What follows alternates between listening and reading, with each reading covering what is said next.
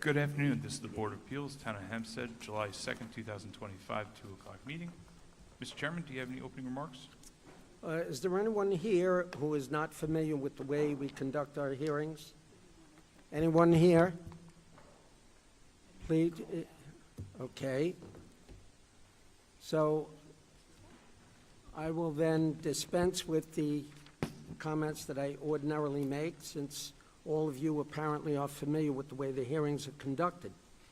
So go ahead, Patrick, call the cases.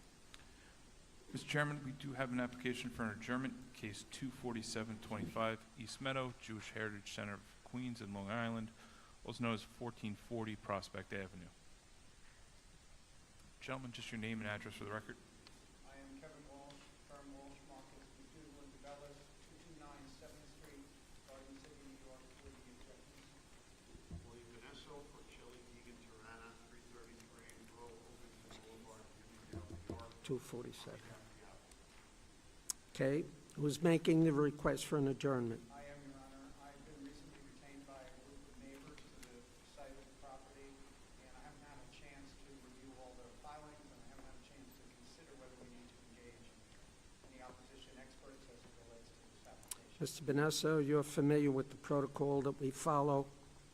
Do you have any objection? And if so, you can voice it. I'll just indicate that my client would rather not adjourn, but I have explained to my client the board's longstanding policy that this is the first time that the neighbors have requested their adjournment. Okay. How long do you think you'd need, Counselor? We discussed this with the secretary as well as each other, and September 17th is an acceptable date for us, and it might be fruitful. 2 p.m.? 2 p.m. September 17th, 2 p.m. And Mr. Benesso, See you just- both. Mr. Benesso, Have just a make nice sure that the holiday, signs are updated. gentlemen. Yes, we'll modify the sign on the poster on the property. There's no one else here on this case, right? Anyone else, you're not gonna get another notice of a new date.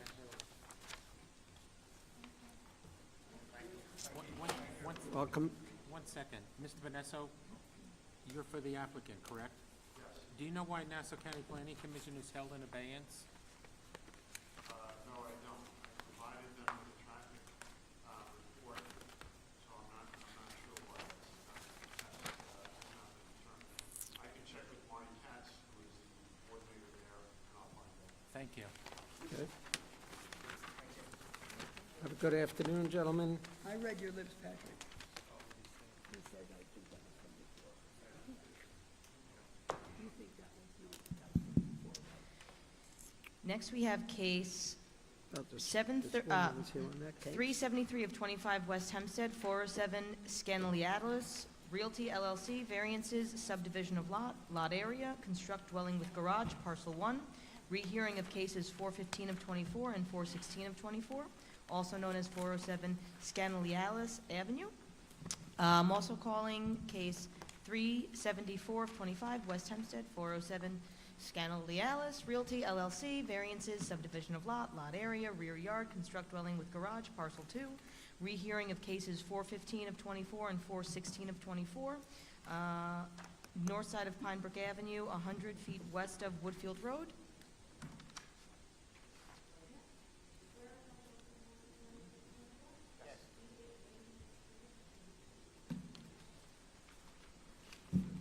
Dominic Minerva and D'Agostino, 107 South Central Avenue, Valley Stream, New York, attorney for the applicant. Barry Nelson, 220 Pettit Avenue, Belmore, New York, 11710. Good afternoon. Good afternoon. Good afternoon. The application before you today is for variances to permit the construction of 2 new single-family dwellings on the subject premises. Subject premises is located at 407 Scanalialis Avenue in West Hempstead. It's also known as Section 35, Block 415, tax lots 768 through 771 and 894 on the Nassau County Land and Tax Map. It's located in the Residence B zone. Subject parcel is located on the south side of Scanalialis Avenue, 114.9 feet from Woodfield Road. Subject parcel continues through to Pine Brook Avenue, with 1 new home proposed to front on Pine Brook and 1 new home proposed to front on Scanalialis. Subject parcel contains 10,568 square feet, and the proposal is to subdivide the parcel into two 5,284 square foot parcels for purposes of constructing the two new single-family dwellings.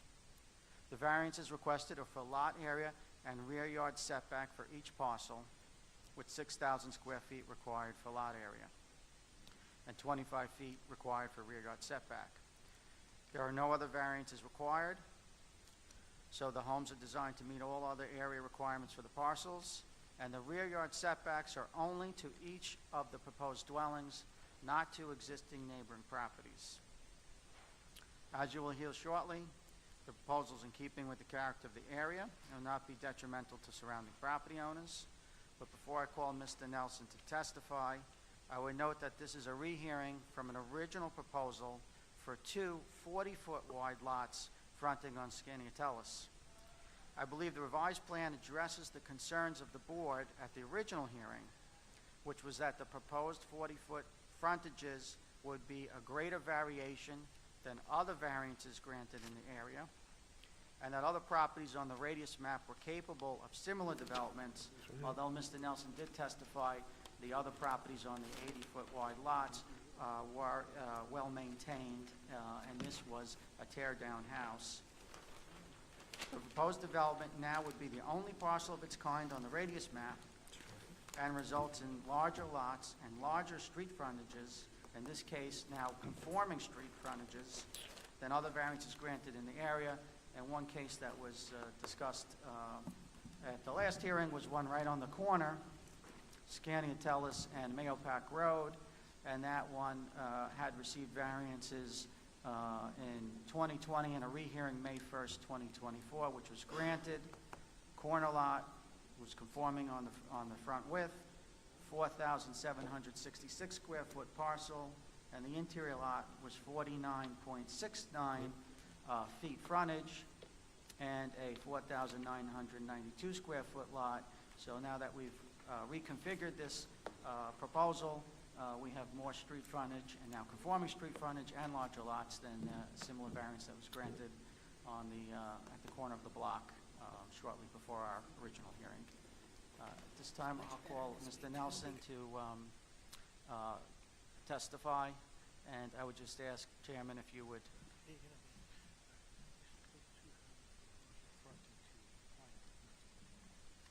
Yes. I'm sorry, Mr. Nelson reminded me that the two houses originally were going to front on Scaniotellis Avenue, 240-foot with, Street to Pine street. Brook. Pine Brook, sorry. They were gonna be street to street, and now there's one on each street. Correct, Right. yes. Right. But I had mentioned that they were going to front on Scaniotellis, they were actually going to front on Pine Brook on the original site plan. Yep. Chairman, will you be willing to continue Mr. Nelson's Testimony. qualifications as a real estate expert?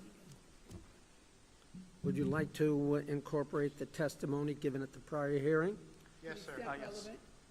Yes, we can Okay. incorporate. Mr. Nelson, you've been qualified on any number of occasions as a real estate expert before this board.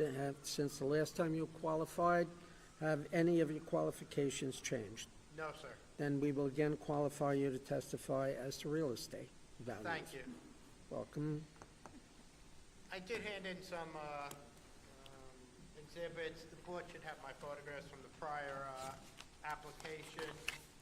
I've been to the site several times. My most recent was last week.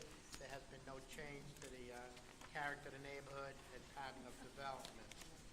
The interesting aspect of this application, as council mentioned, now there are two houses, one on each street outside of Scaniotellis Avenue and one on the north side of Pine Brook Avenue.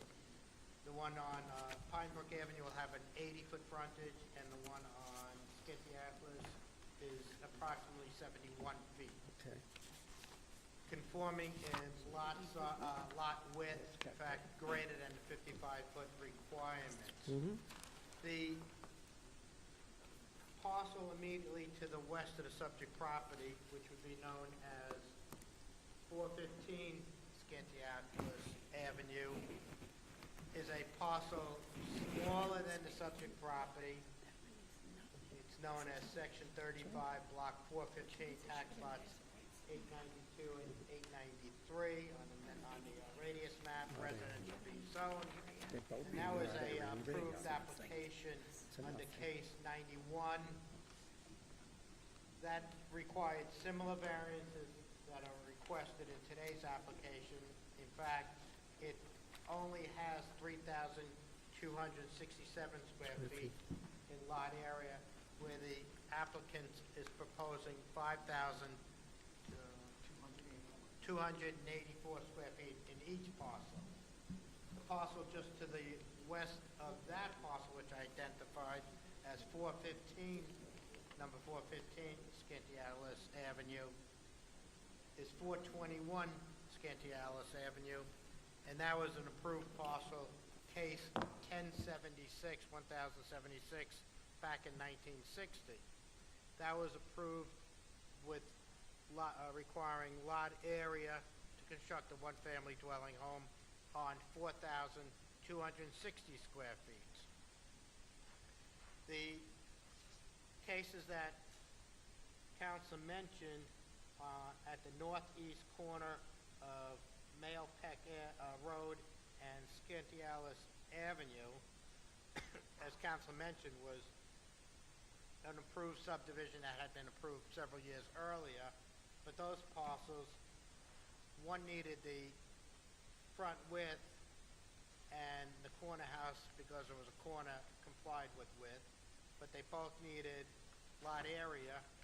Both of them were less than 5,000 square feet.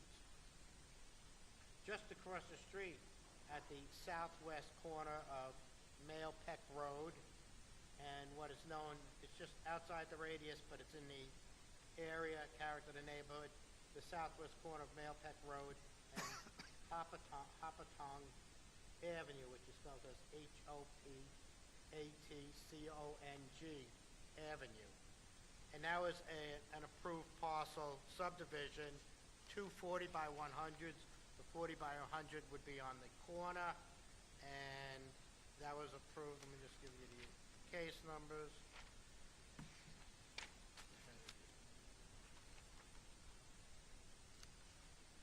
Curious. Yes. This seems like such an appropriate division of this land. Why did we ever the other way is so many more problems with the front width, but more importantly, then the backyard has the fence in the front yard. Why was it ever before us the other way to begin with? I'm just curious, for my edification. I really don't have an answer for that. That's the way that, it was, the architect designed it, it was filed.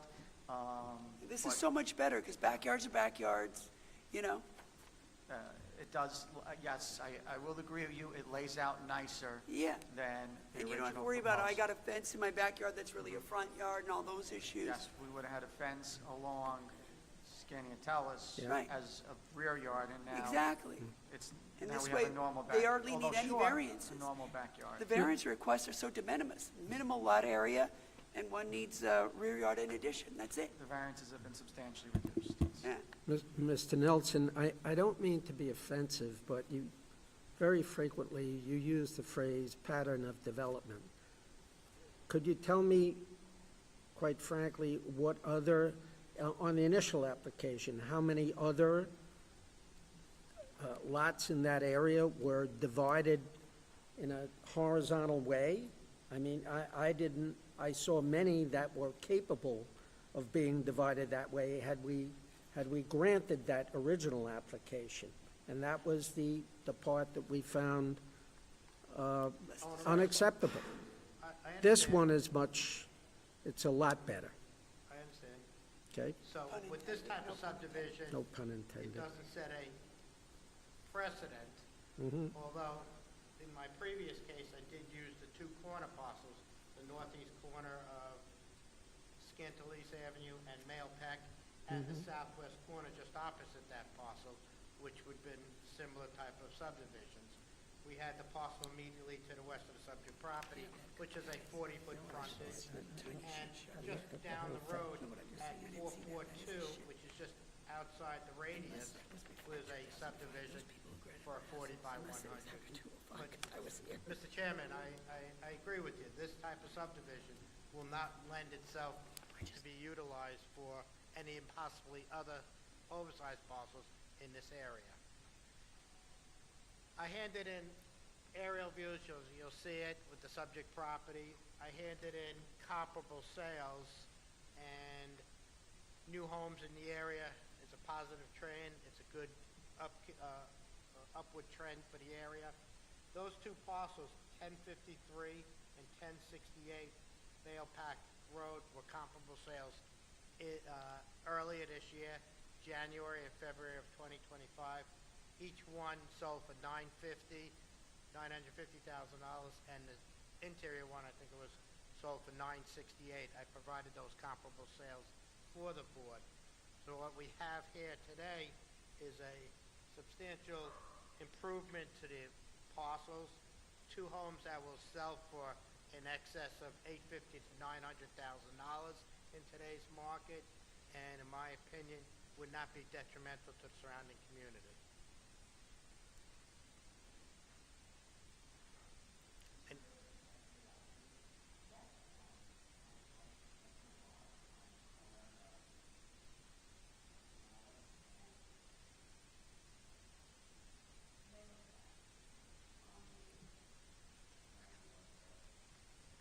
northeast corner? The north.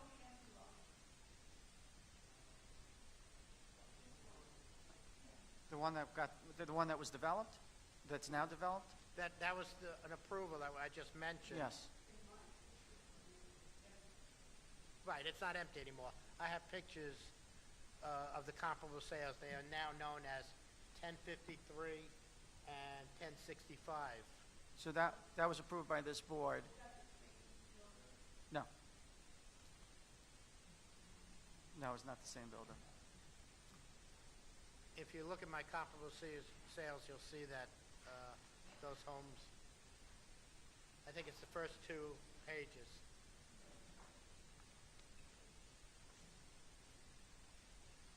And I would just note for the record that we'll accept, the standard conditions. If the board is inclined to grant this, the standard conditions for the construction of new one-family dwellings with a variance.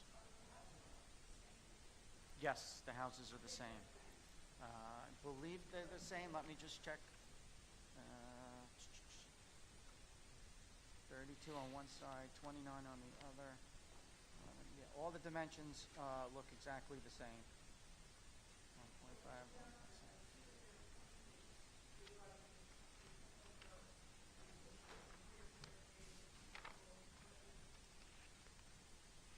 Yes, basement has just the egress window.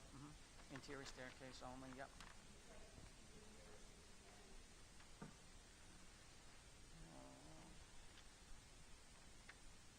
It looks in the basement, it looks like an 8-foot-high basement. Yes, yes.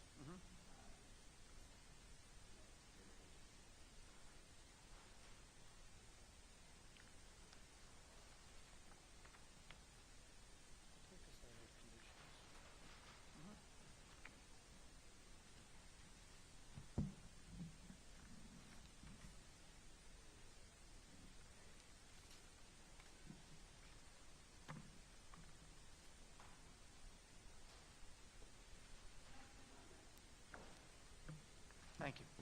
Not that I designed it.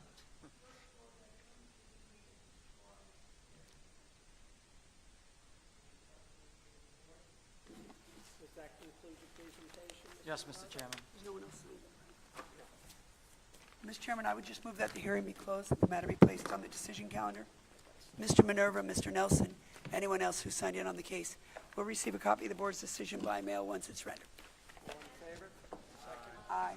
Happy Fourth. Thank you. Next, we have case 37525 Oceanside Chief Real Estate Management LLC. Special exception to use part of premises for overnight storage of automobiles and permission to park in the front yard setback on Fairview Avenue, maintain auto repair shop in the existing building, variance in off-street parking with insufficient backup space, also known as 2873 through 2879 Long Beach Road.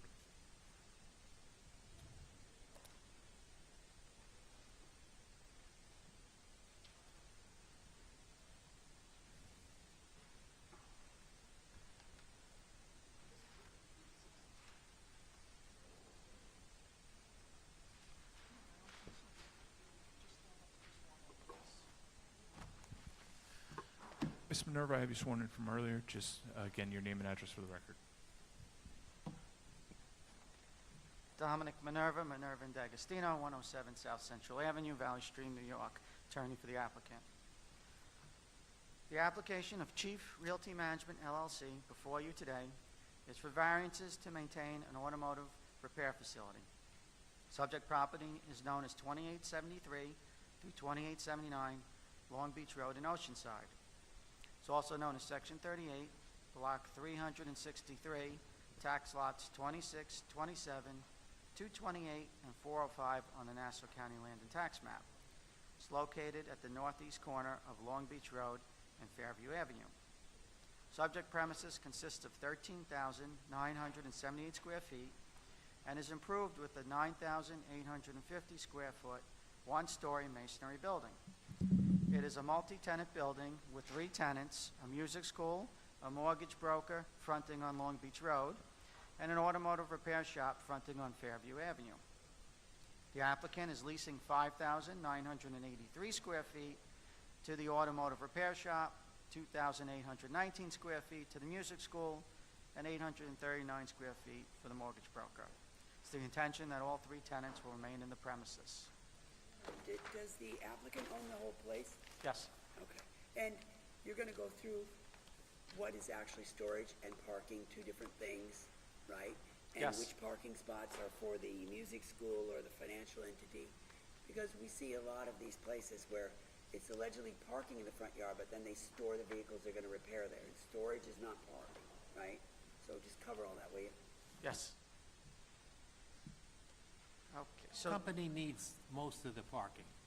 the automotive repair facility, yeah. So, and I'm going to go through just the municipal lots because there are extensive municipal lots in the area with short-term parking for anyone who needs to visit the mortgage broker or the music, store. Okay. Okay, the relief requested is for a special exception for overnight outdoor storage of automobiles, permission to park in the front yard setback, and a variance in off-street parking with insufficient backup space. The proposal is to maintain the existing building with 35 spaces required and 6 provided, and a backup space of 22 feet and 3.5 inches with 24 feet required. I would note, though, that the parking required per the site plan for the automotive repair facility is 15 spaces. The other 20 would be for the music school and the mortgage broker. Both of those already have certificates of occupancy. They have COs, so no. But I'm going to go through that history in a minute. Okay, so my client recently purchased the premises on April 19th, 2024. He thereafter immediately proceeded to legalize the automotive repair shop, which although it had permits, it didn't have a CO. It's believed to be in existence at this location for 85 years. Yes. It has 2 permits which I'll submit. Let's see. So from the late 1930s and 40s, there was permits for the auto use which were never closed out. Permit number 26534 for an addition to the building in 1940 and used as a repair shop, and permit number 67224 from 1949 for the addition of the 2 stores to the building with a copy. I have a copy of the survey that shows that it covers the entire building as currently exists today. So, per the permits, it's been there since at least the 1940s. Those permits were never closed out, obviously, Let because you me don't just- have a CO. Let me pull the search sheet, because that's correct. Those permits were not closed out for the original automotive repair, and which is why we had to now legalize the automotive repair facility, even though it had been there since the 1930s or 40s. What, does the town board, did they make any ruling on this? Yes, they granted the special permit, the special exception. When? So on January 25th, 2025, Was that special exception for that type of business in this building? yes, they Only granted the that. special exception. So the music school and the mortgage broker have final certificates, and the automotive repair facility was granted a special exception by the town board on January 25th, 2025. Is a copy of that town board resolution part of this file No, I don't have it yet, so the town attorney had indicated since that... January? Well, the town attorney indicated when you finish your variance process, we would then accept your covenants, your declaration of covenants and restrictions. I prepared a draft, I sent it to the town attorney's office, and they said, let's hold off till after your zoning board hearing, and then we'll do all the paperwork, we'll put up the resolution Okay. to accept the covenants. But it was granted, it was motion, second, and granted the special use permit at the Okay. hearing at that date when I was present. Thank you. Okay, so, we've now, all open permits are closed, other than the ones, there's two old sign ones, but other than that, the ones that are open only relate to the auto repair, and the local area inspector said he can't close that until we've gotten both the special exception and any variances we need. So as indicated, the subject premises operate in its current configuration since at least 1950 with regard to parking. It's located adjacent to Town of Hempstead Municipal Parking Field. Directly behind it, there's a municipal field with 25 spaces, and adjacent to other Town of Hempstead municipal parking fields. Right on the corner of the block on Davison, there's a municipal parking field with over 200 spaces. And there's similar parking lots behind most of the retail stores that front on Long Beach Road in this area. In addition, unlike other properties in the immediate area, which rely solely on the municipal and on-street parking, this property maintains its own off-street parking lot. Therefore, it's our position that the granting of the off-street parking variance will be in keeping with the character of the area and will not be detrimental to surrounding properties. In addition, unlike many other automotive repair facilities throughout the town that border residential properties, this property first has its own parking lot, followed by the Town of Hempstead municipal parking field, and then followed by the Oceanside Public Library backside parking lot before you get to any homes. This results in the unique situation that this automotive repair shop is located approximately 200 feet away from the residential properties located to the rear of the subject property. Mr. Minerva, can you tell us how many bays, I think I saw 4 maybe, and how many, my concern, I'll just be perfectly honest with you, is when these kinds of establishments come in, oftentimes for parking variances, the few spots they have for parking end up being actually used as storage for all the vehicles waiting to be repaired. So sometimes applicants come in and say, oh, we have 4 bays, and, we could put 2 cars in each bay at night when they're not being worked on, so we're not going to store cars in what's otherwise parking. I even see lots along Long Beach Road, it's very commonplace. You could see the cars, they put them in the public spots on the street, because you can see all the tags in the windows. So I'd be very interested in knowing what the business, like how it's going to work, that the parking spaces will actually be parking spaces, not the waiting of vehicles to be repaired, and that kinds of stuff. If you could just, in your... Yeah, well, first, I would say that it's not proposed. The existing operator of Oceanside Wheel Alignment, he's been there 30 years already. So there's no new operator proposed. The gentleman who's been operating it for the last 30 years, we're just seeking to legalize, the certificate issue with regard to it. But he's been there 30 years operating it. To answer your question, there's 4 overhead bay doors on Fairview Avenue, and there's 1 overhead bay door from the parking lot. I'm sorry, I missed that. Will you say that again? So there's 4 overhead bay doors on Fairview, and there's 1 overhead bay door from the parking lot. So yes, cars will be stored inside overnight that are not returned to the customer. A lot of their business is same-day service, because it's not major repairs. Most of it is their business is alignments, tires, oil changes. But if there's a car that needs a more involved repair, they can bring them in the building. Our site plan, the way it's proposed, shows 2 outdoor storage, overnight storage spaces, and 6 spaces that would be used for, regular parking. And then I also want to know, you mentioned earlier, you're going to tell us how the music school and the financial folks have COs for parking, because I want to know how how much of a variance is already on the premises, if any? Yeah, and so it's 35 total, 15 for that, so it would be 20. So depending on how you look at it, there's 6 proposed. Now, right now, the parking lot it's all beat up. So, and it's not striped. So, as part of this application, we're gonna top coat the parking lot and stripe it in accordance with the site plan, so, that we get the certificate of occupancy. So if you apply the 6 towards the 20, then it would be, 14, that the music school and broker would be deficient today if it was being established today and didn't already have COs. But again, the building was built, I guess, in the 1920s, and the full expansion of the footprint as it exists today, I think this last certificate was from 1950, so there's probably no parking addressed at that time, even though it does have an off-street parking lot.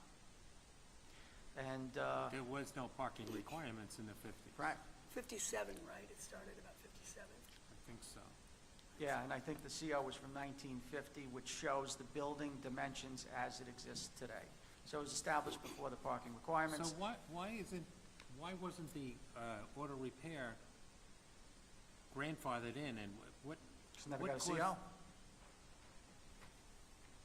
Never So- got a certificate of It's gotta be more occupancy. than that. Just let's get your client sworn in and on the record. The original use of the I'm sorry. service station in the back was a gasoline service station, and those certificates were never issued. So they were open permits for a gasoline service station, not for an auto repair. So that's why they had to refile for an auto. So gasoline service station never happened. It just became somewhere along the line of auto repair. And so Becky, along those lines, so do we assume that the music school and the financial group, they got their COs before 57 or whatever, and that's why They were before 57 and did not require parking at the time. But now that we have, after 57, we have multiple businesses in it, then we have to aggregate and consider, right? Change of use requires parking, the parking requirement. But the change of use is only for the gasoline service station to a service. Yeah, but we'd have to do But everything. unfortunately, it affects the entire property. Right, makes sense. How many mechanics do we have at this place? Let me just see if I have that information. Just in Give me a terms, second. I'm just trying to understand how the business Yeah. operates.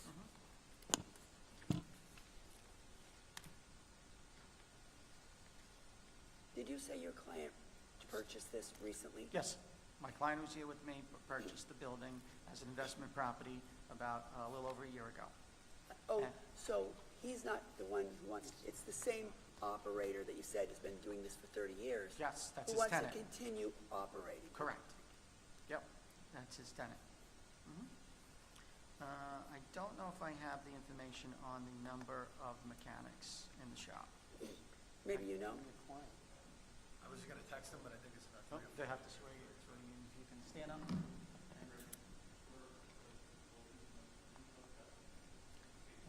You got to speak loudly. She's Okay. got to take it down. Anthony Capone, 91 Spruce Lane, Valley Street.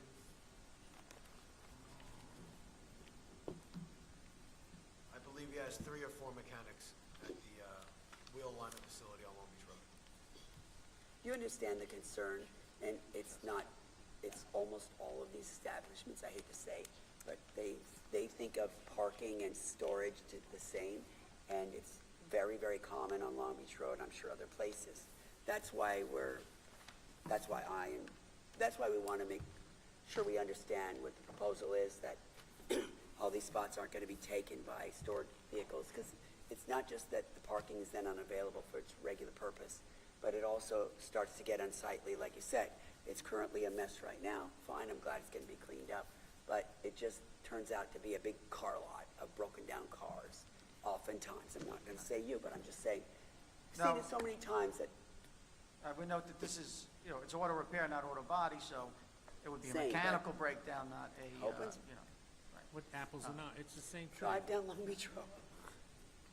Okay, So this, I'm sorry, I did find that information. Four staff members, one time at the, mechanics, not the person I answering just the have phone. 4 staff. I don't know if they have an office worker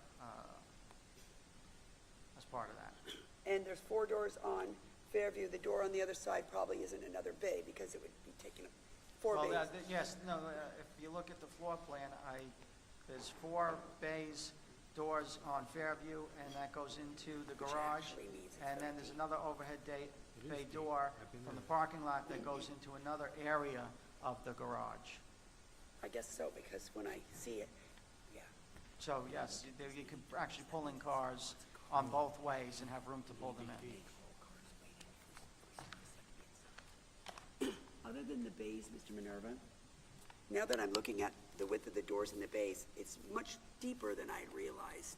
The building. The building, yeah. Yes.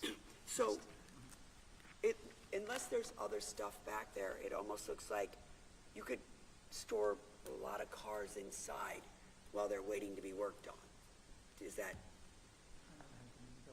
Yeah, there's a lot of cars inside at all times, and a lot of the cars come in and out almost, in a matter of hours, because it is specifically an alignment shop, and, oh wait, it's specifically an alignment shop? It's called Oceanside Wheel Alignment.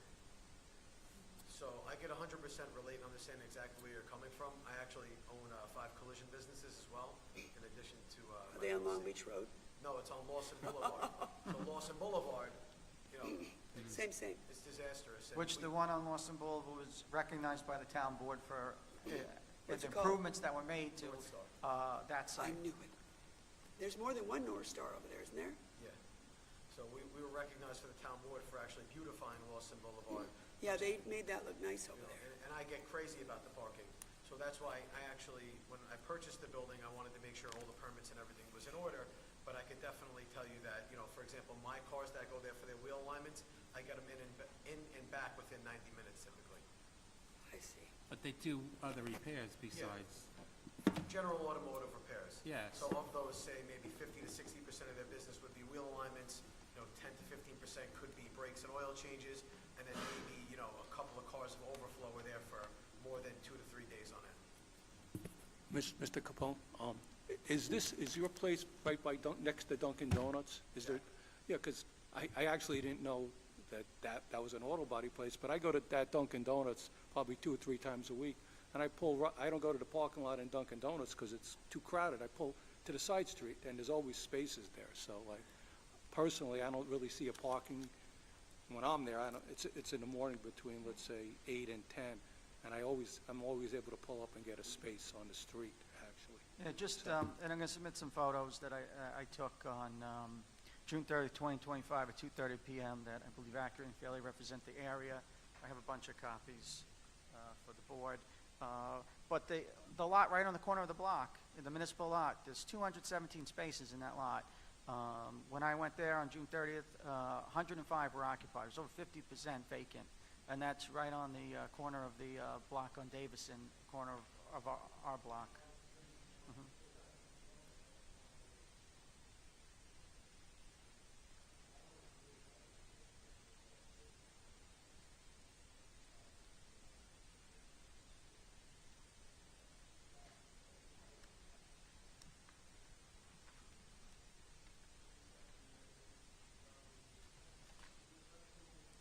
I took them June 30th, 2025 at approximately 2:30 PM.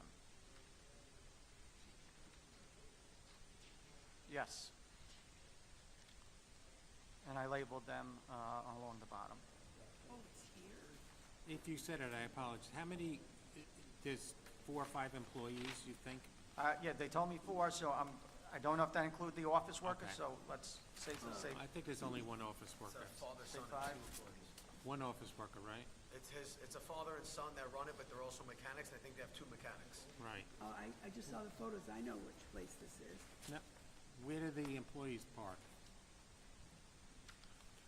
Well, they could park, I don't know where they park, but they'll be parking for them either on-site, probably on-site, because the lot is 3-hour parking.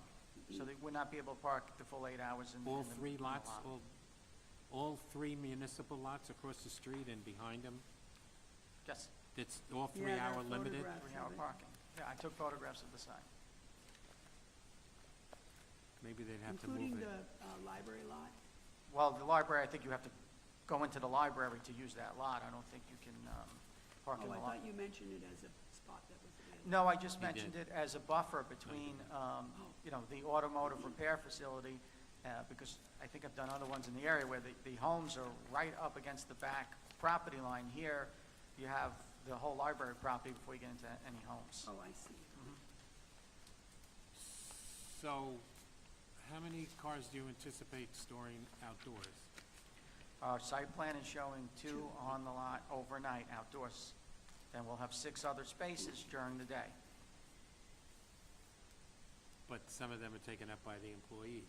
By employees or by cars, would be customers So- dropping off their cars that aren't yet brought in for service. Would it be prudent for the operator to put the employees' cars in the parking lot and then move them every 3 hours to save the spot for customers? Just something to think about. Yes, understood.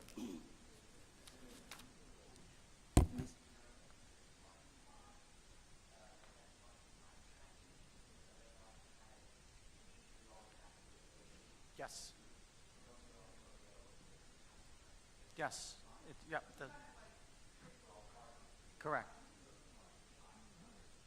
Yeah, our parking lot is accessed off of the town of Hempstead parking lot, which, like you said, snakes through behind all the buildings fronting on Long Beach Road.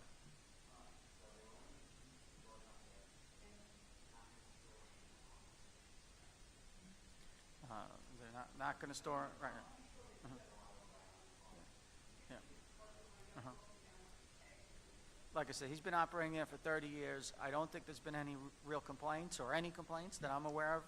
We noticed it before, here, we noticed it at the town board. None of the neighbors came at the town board either, so that gives me an impression he's a clean operator and there's been no, issues with the neighbors. And yes, that's what we're doing.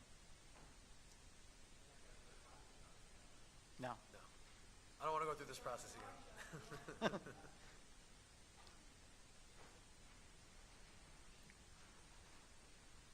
Okay. I would just summarize by saying, with regard to special exception criteria, I believe we meet all of that criteria. It will not prohibit the reasonable and orderly use of adjacent properties. It's been there for, like I said, this operated 30 years, over 50 years, probably 75 years. There was a funeral home across the street that was just redeveloped, so it's not interfering with the development of other properties. Safety, health, and welfare of the community will not be adversely affected, and we propose that it'll be in harmony with the general purpose of this ordinance and the surrounding area. Especially, I said, this is uniquely located because most of the auto repair facilities are adjacent to residential homes, and we have quite some buffer here, so I think it's an ideal location. One thing, And, Mr. Minerva, the request includes use part of premises for the overnight storage of automobiles. That's only the 2 that you're requesting that as to. That's the 2 being The rest- shown on the site plan. Just want to Yes. make sure.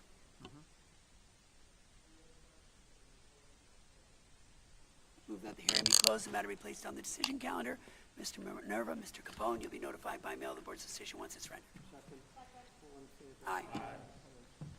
Thank you for your time Thank and you. consideration.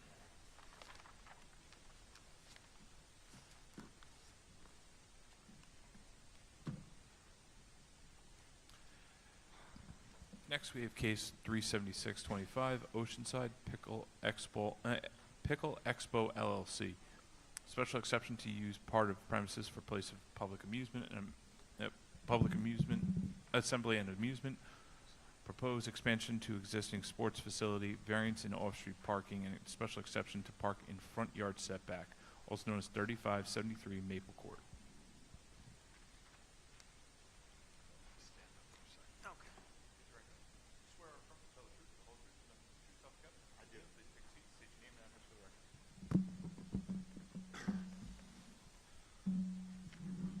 Good afternoon, Mr. Chairman, members of the board. William Benesso for Chelly Deegan Tirana, 333 Earl Ovington Boulevard, Uniondale, New York, here on behalf of the applicant, Pickle Expo LLC.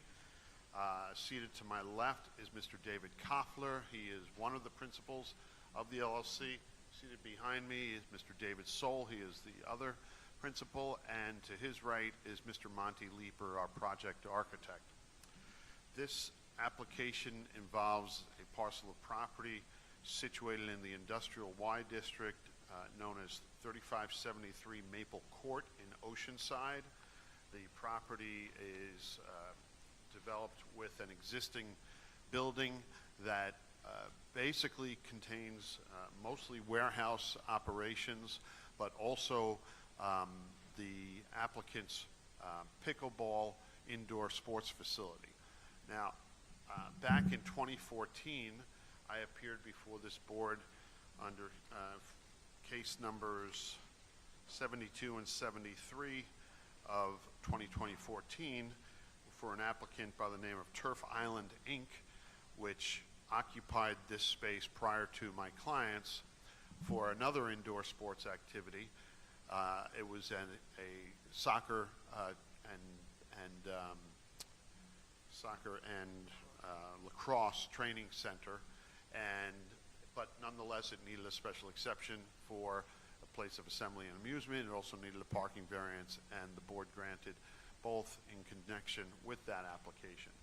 My clients have since taken on that property, and they have put in place 6 pickleball courts in the space that Turf City application had occupied. In addition, they took additional space, another 8,400 square feet of the building, and they built another three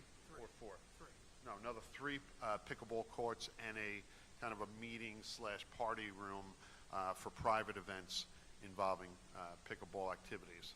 So we are seeking a different place of assembly and amusement special exception for the area that was already granted one, just a different sporting activity, and we're asking the board to add a special exception to the additional space that they now occupy. In addition to that, we need a parking variance, as we did before.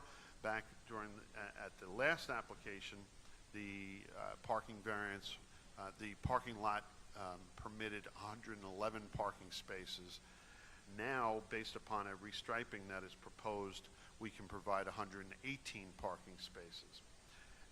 That is actually sufficient. That number would be sufficient to accommodate the needs of the site. However, 49 of those spaces are situated in a required front yard setback along what is known as Linden Place. And then I think this may just have been the wrong choice of wording, but the denial also indicated that 18 of our spaces are tandem spaces. They're actually parallel spaces, not tandem spaces, and they run parallel to the front property line, and they run parallel to the building, but they're not tandem. In my understanding of tandem parking is when you have a parking space behind another parking space, and then that front parking space, the person occupying that can't get out unless the other one moves. That's not the case here. These are parallel parking spaces, some of which are against the building, the others of which are against the front yard, the front property line. So they work. They will work when the parking plan is put in place, when the site is restriped, and it will provide 118 parking spaces. But as indicated, the parking along Linden Place for 43 or 42 of the spaces, 49 of the spaces, because there are 43 along Linden Place, and then there are 6 parallel spaces in the front yard on the westerly portion of the property. Those require a special exception for parking in the front yard setback. That being said, as indicated, this is an entirely industrial area. The parking in the front yard setback has no negative impact on anything occurring on the property or around the property. And frankly, if you were to take a ride down there, you'd see that the front yard is being occupied by storage trailers and other materials, including vehicles. That will be moved out and it'll be turned into actual striped parking spaces. Now, in terms of the operation of the facility, and I should point out, the prior approval granted by this board for Turf Island, which again was a soccer and lacrosse training, and it's not there anymore. No. And in fact, there was also space next door that was a skate park. That's not there anymore either. So the space that my client occupies is now all pickleball courts, and then the rest of the space in the building is all warehousing. To the east of their space is a Newsday facility that was there back when the last application was heard.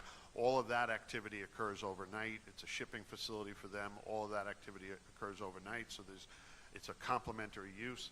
The rest of the spaces in the building are either a candy wholesaler warehouse, there's a beauty supply warehouse. Those activities are very low generators of parking demand. It's a warehouse activity with low numbers of employees. So this use is a very good use and a complementary use for those uses in place. Now, the turf island that was previously there operated some strange hours, and the board imposed conditions on when they could be open and not open, which really don't apply to what my client is operating. They catered to school-age children, so they had morning hours during the week, and then they had hours after 3 p.m., and they were limited, but for the summer, to those hours. They could not operate from, I think it was 9 a.m. until 3 o'clock or 4 o'clock. We're asking that the board obviously remove those conditions or not apply such conditions to this, because this facility does operate throughout the day and into the evening.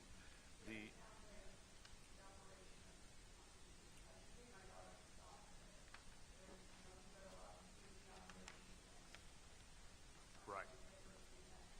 Right. They have hours that are basically 8 a.m. to 11:30 p.m. Sunday through Friday. On Saturdays, they actually stay open a little later till 1 a.m. As indicated, they have 9 courts. They're typically about 60% occupied in terms of their average use. They don't have a lot of staff. There's one person there from 8 to 4, another there from 4 to 11:30, and then there are independent contractor trainers who are there for anybody who's taking lessons. But if you know pickleball, you know that at most you have 4 people on a court at a time, so that's 36 people at most occupying this rather large space, plus spectators and people waiting to play. So, you know, for the purpose of calculating parking, they added another 20 people present. And then, in addition to that, they do have a meeting room that they can hold 50 to 60 people. It's labeled as a meeting space. It's really for private events. Some people want to go down with a bunch of friends and they want to play pickleball exclusively amongst themselves versus, you know, have games where they, you know, at pickleball facilities, you basically go, you rent a court for an hour, and then sometimes it's open play and you have people just switching on and off. This is for situations where somebody wants to rent 3 courts and they have 50 people and they're going to ultimately play 3 games at a time, and they're going to trade off, and they might have some refreshments in the meeting room, you know, in the place. But they typically have those 1 to 2 times a month. It really isn't a big part of what they do, but it is a nice option to provide to their members. Right now, they have about 50 members who are signed up, and they buy a membership, which gives them a discounted rate for using the courts. But they are also open to the public. You can come in, you can rent a court for an hour and play, and then you're on your way. You don't have a... No, other than, drinks, we don't have any. Yeah, there's a small, they rent paddles, and they sell some paddles, they sell pickle balls, but there's not a big retail operation here. This is not a situation like that. It really is just a pickleball facility. I don't know if any of the members have played, but it has become the fastest growing sport in the nation. It's very popular now, and there's a significant demand. With that, the Nassau County Planning Commission has recommended local determination. Unless the board has any questions from myself or Mr. Koffler, that's our direct presentation.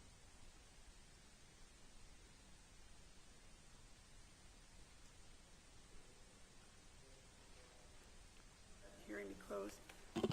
The matter be placed on the decision calendar. Mr. Vanessa, you and your client will receive a copy of the board's decision by mail once it's rendered. Thank you. Thank you. Aye, have a night.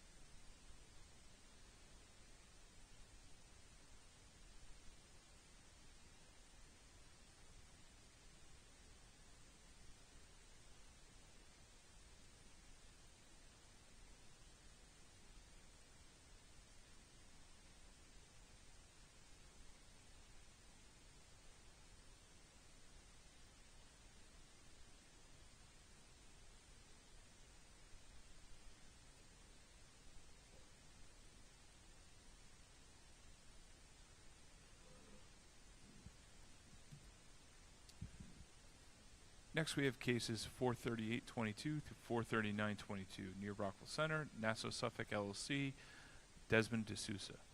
Variances, subdivision of lot, front width from and on street line to front setback line, lot area, maintained partially constructed dwelling and garage, appeal the determination of the acting commissioner of the Department of Buildings in denying application as a subdivision of lot, also known as 1345 Langdon Boulevard.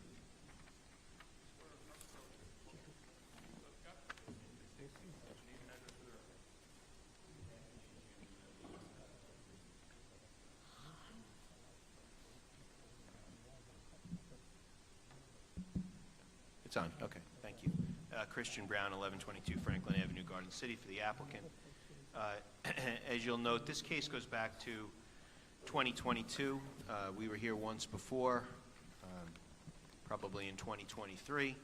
At that time, the board voted to hold the case in abeyance because there was a dispute, an adverse possession type dispute between this applicant and the owner of the subject property, which is 1345 Langdon Boulevard, and is identified as lots 5 and 6 on your site plan, parcel A. That's the subject property, and there was a title dispute between the applicant and the adjoining neighbor that owns lot 7, which you can also see on your site plan. That's to the north. That dispute was settled a year ago, and pursuant to the settlement, the neighbor that owns lot 7 withdrew any claim of right, title, and interest to lots 5 and 6, the subject of this application. So there is no longer any pending litigation or claim to own any portion of the subject property. Was that lot number 7 the lot from which the applicant seeks to subdivide? Or No. was that a different one? It was a different one. What lot is The that? companion lot north side. is to the south, lots 3 and 4. And how was that matter settled? It was settled by agreement, and under the agreement, the owner of Lot 7 withdrew her claims to ownership over a certain portion of 5 and 6, and in return, Mr. D'Souza agreed to allow her to maintain the fence and part of a shed onto his property until such time as essentially she sells that property, and then the permission to be in that area would cease. So your client actually doesn't have access to that strip of land?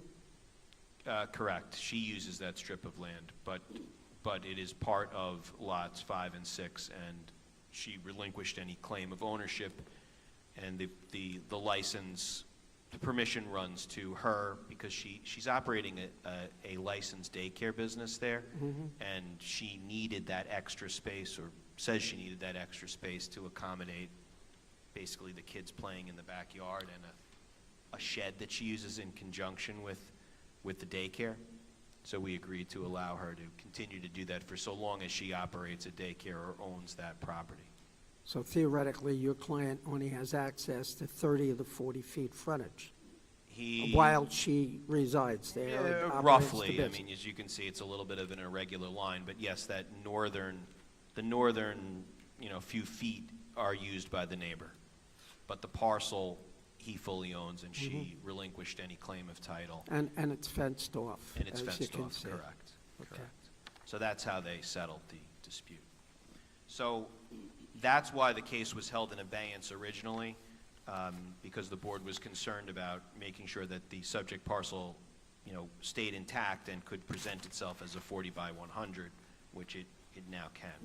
So, Mr. Brown? yes. Can I just ask? Sure. So I was trying to get some background on this from Ms. First, because and I'm sure you probably already know this, when I get one subdivision without the other half, I get a little confused.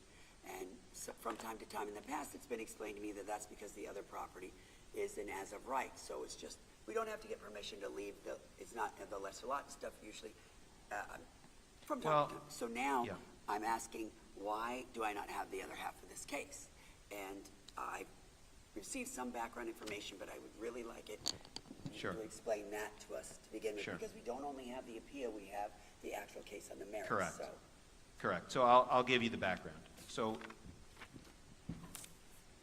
the lot to the south, which is not before you, 3 and 4, that is the, so-called companion lot, what would otherwise be the companion lot. That lot was improved with a home that was owned by the Flagg family. The Flagg family, That house was improved by a home on an 80 by 100 lot, correct? here's what happened. Originally, these were two separate 40 by 100 lots. The subject lot was a vacant lot, always was, goes back to 1929. I have the chain of title and the property cards, which I can hand up in a moment. The southern lot was improved with a home. Also goes back to the 20s, to the original subdivision, the original, layout of the map. In 1959, it was owned by the Flagg family. In 1959, the Flagg family bought lot 5 and 6, vacant lot. That lot, the subject property, remained vacant the entire time the Flagg family owned the lot until basically the estate of Mr. and Mrs. Flagg sold it to Mr. D'Souza. 3, 4, 5, and 6 were in common ownership at some point. They Is that were. correct? They were, that's right. in 1959. From 1959 into the last 5 years. Okay. Let's say 2020, a little before that. However, the Flaggs never improved the subject property. They basically stored cars on it, or somebody stored cars on it. It was the subject or the empty one? The empty the one. empty one, which is the subject of this hearing. They never built on it. They bought it vacant, it remained vacant. It was always fenced off and like a separate property, and cars were stored on it. I could believe by the Flagg family. It was unsightly. There's some pictures which I'll hand up that show aerials that show what it looked like before it was improved. The Flaggs, after the parents died, the estate sold both lots to Mr. D'Souza.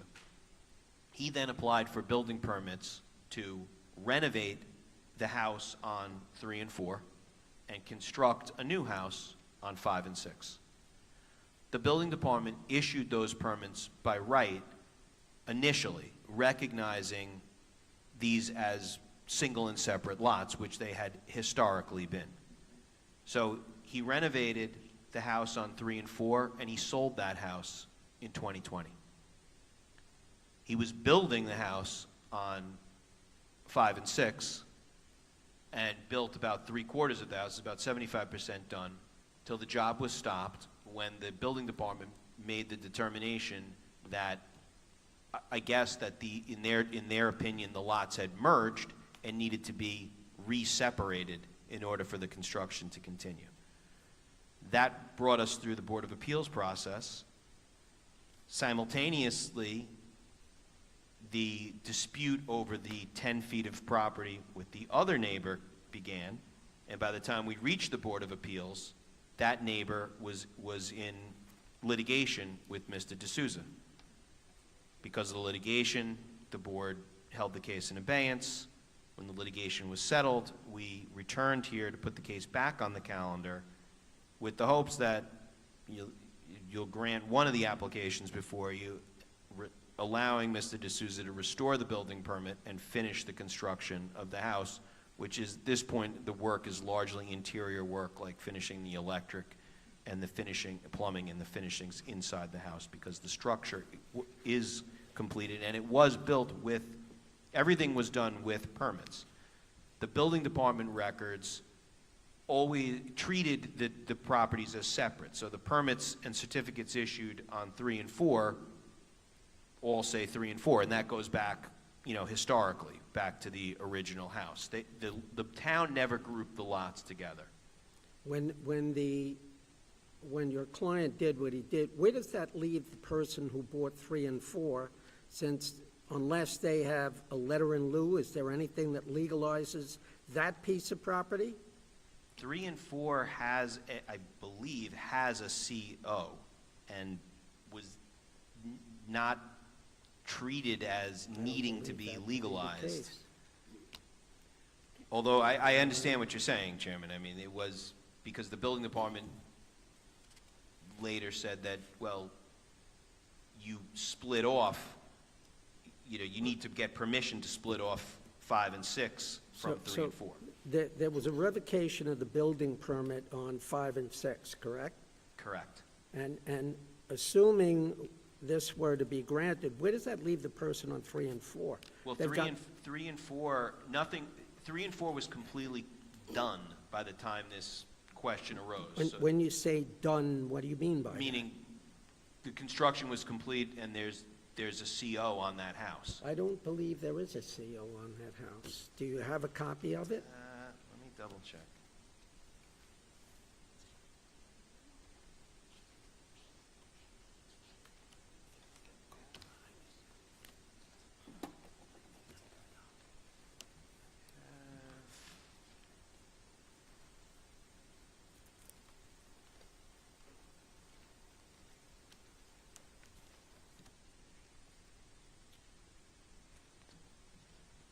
I thought I did, because I have some permits here. Katura, you have the, give him the timeline. No, the timeline on what happened back. No, tell him. You've got it.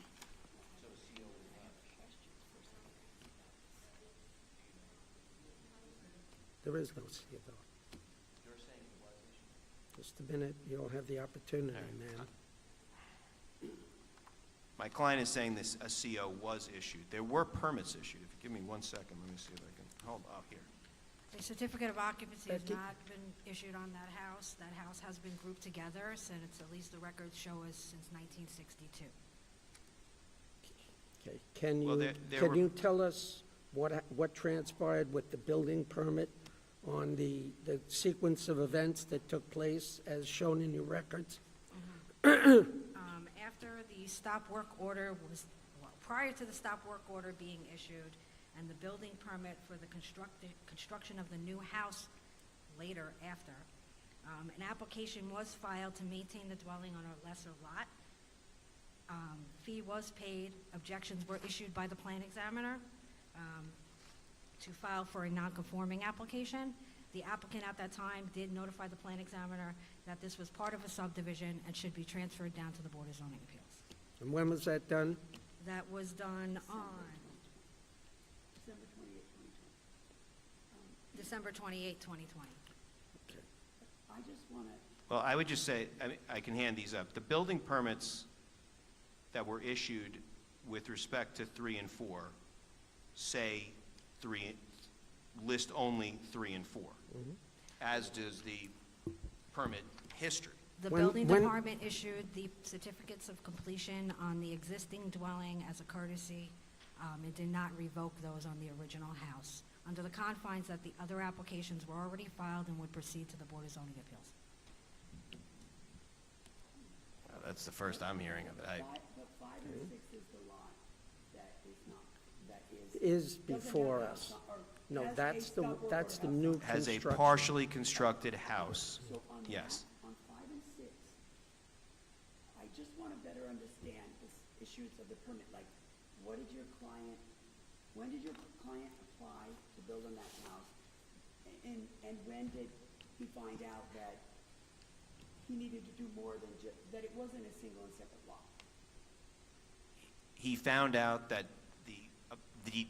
the analysis of it, or the determination with respect to its status, changed around 2021 or 2022, and the building department revoked the permit on the But- basis of the, apparently, and I only say apparently because I don't know if these exact words were used, but the building department found that the lots had merged because of the common ownership that I referenced earlier. The building department, when did the stop work order, when was it issued, Ms. First? I don't have the exact date. I only have when the revocation letter was issued. I don't know when the stop work order was issued. Mr. D'Amato? I believe 10/13/20. But I want to understand. And so your Right. client obviously was made aware that there was a problem here long before 2021, because the building department issued a stop work order in 2020. And I believe the date was October 10th. Okay. But I want to understand when your And the- client. And Go wait a ahead. minute, and then he conveyed the property on what day?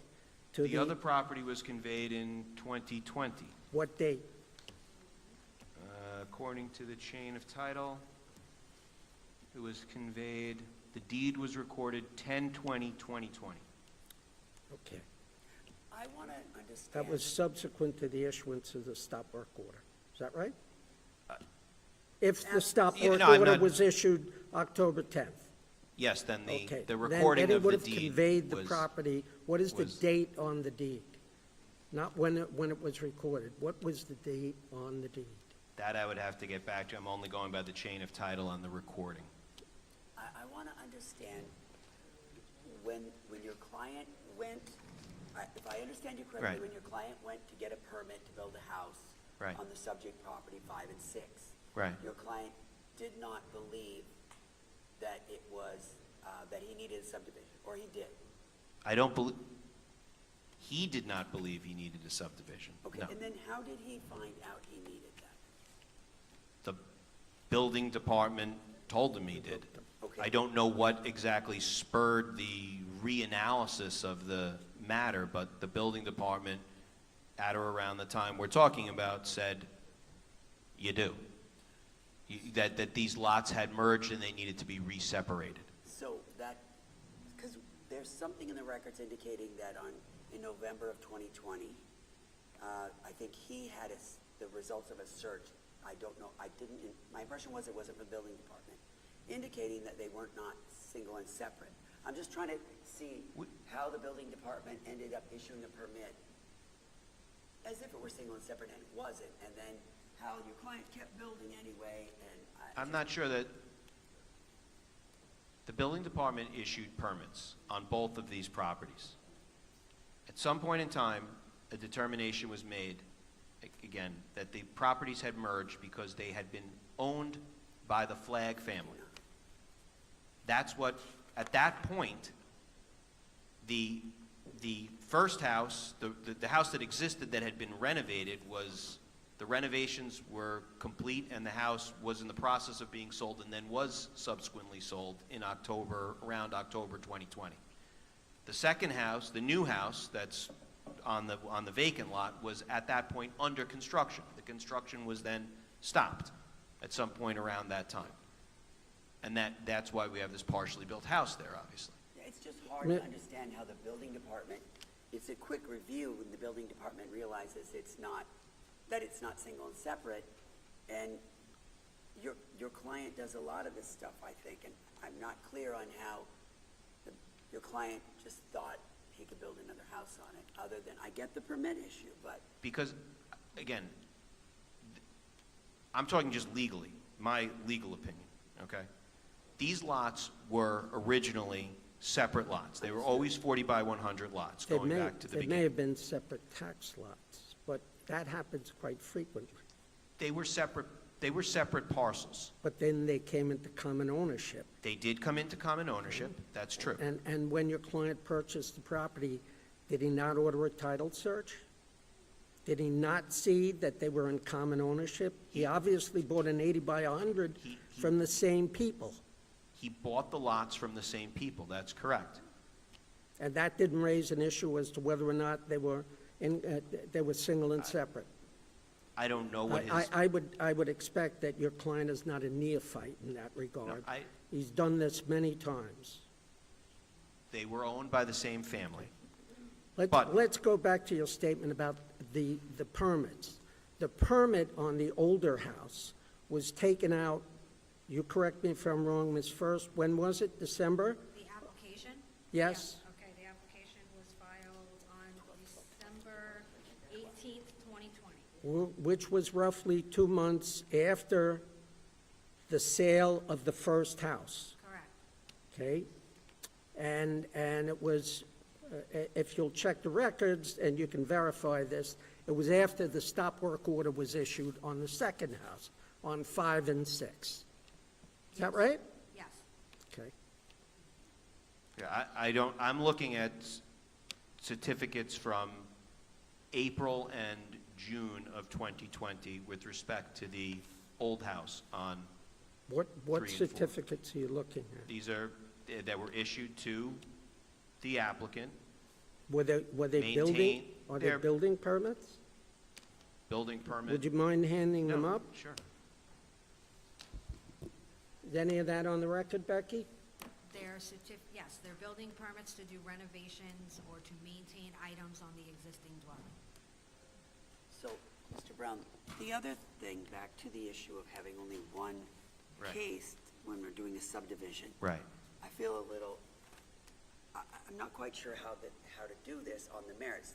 The appeal, okay, but on the Right. merits, we don't, how do we even analyze it when we don't know what we're carving it off of, Well- so to speak? Granted, I realize it's an existing house that may or may not have a CO. Right. Probably is a non-conforming, but Well- may or may not have been filed for, but whatever. And then we have, Right. But here's the, I don't think these facts are disputed, and this is my legal opinion, take it from, it's the board's determination, obviously.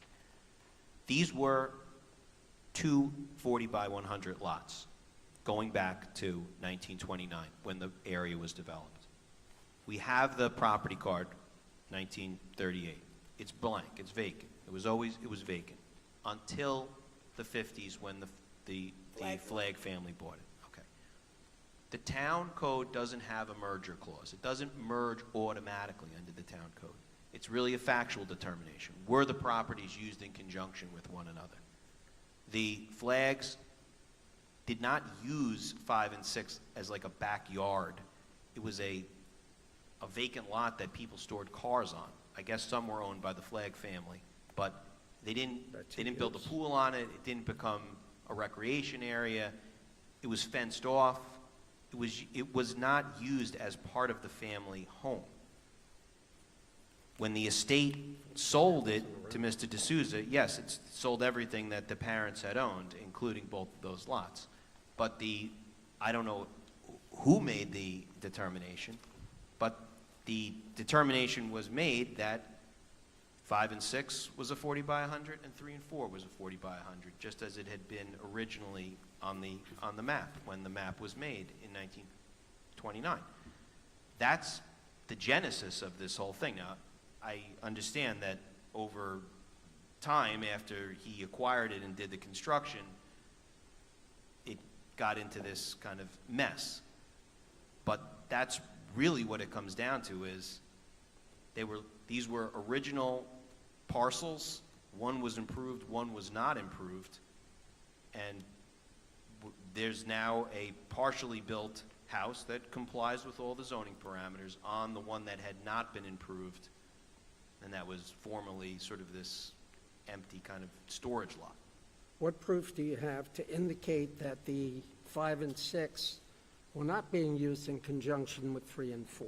You alluded to that earlier. Yeah, there are some, which you may have got, there are some overhead photographs that show the prior conditions. And I can give a little testimony because I did quite a bit of detective work as a result of the litigation to find out what was going on historically with those lots. And I can submit affidavits that were given by witnesses in the litigation, if you'd like, including the Flagg family and a friend of the Flagg family who testified what the conditions were on that property, and how the fence ended up being pushed a little bit to the south was for the benefit of a then neighbor who lived in the house to the north where the title fight resulted. So I can tell you from going through the records and speaking to members of the Flagg family and another neighbor who was a friend of the Flagg family, that's a lot of what my testimony is based on, in addition to the photograph that I'm handing up now. you know, I mean, That's why, in my opinion, the lots did not merge as a matter of law. It would be a fact determination of whether the two properties were used in conjunction with each other, which I think the evidence suggests that they were not used in conjunction with used one in another. conjunction with, doesn't have to.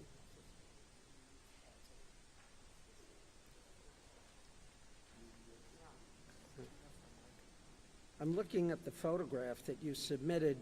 Yeah. Would you approach, please? Sure.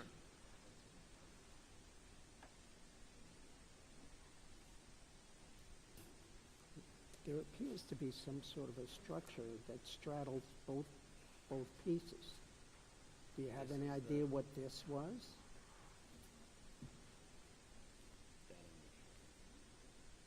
Anything in your affidavits that might state what it was used for? It looks like it's a building, and it looks like it straddles both The properties. affidavits talk about this being this extra lot.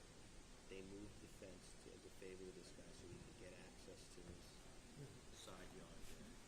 They may have been running a business out of it and The father was parking apparently cars. storing cars there. Well, is that not a use in conjunction with? I don't think it was really in conjunction with the house. He may have been running a business, What? but he wasn't in conjunction with the house. Well, I mean, how do you differentiate that legally?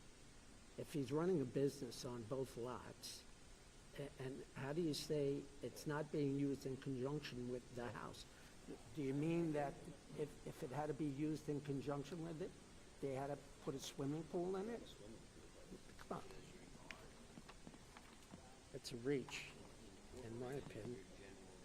Yeah, well, yeah, I have a 30-foot easement at the back of my house, and I put a swimming pool on it. You're gonna tell me that's not in conjunction with?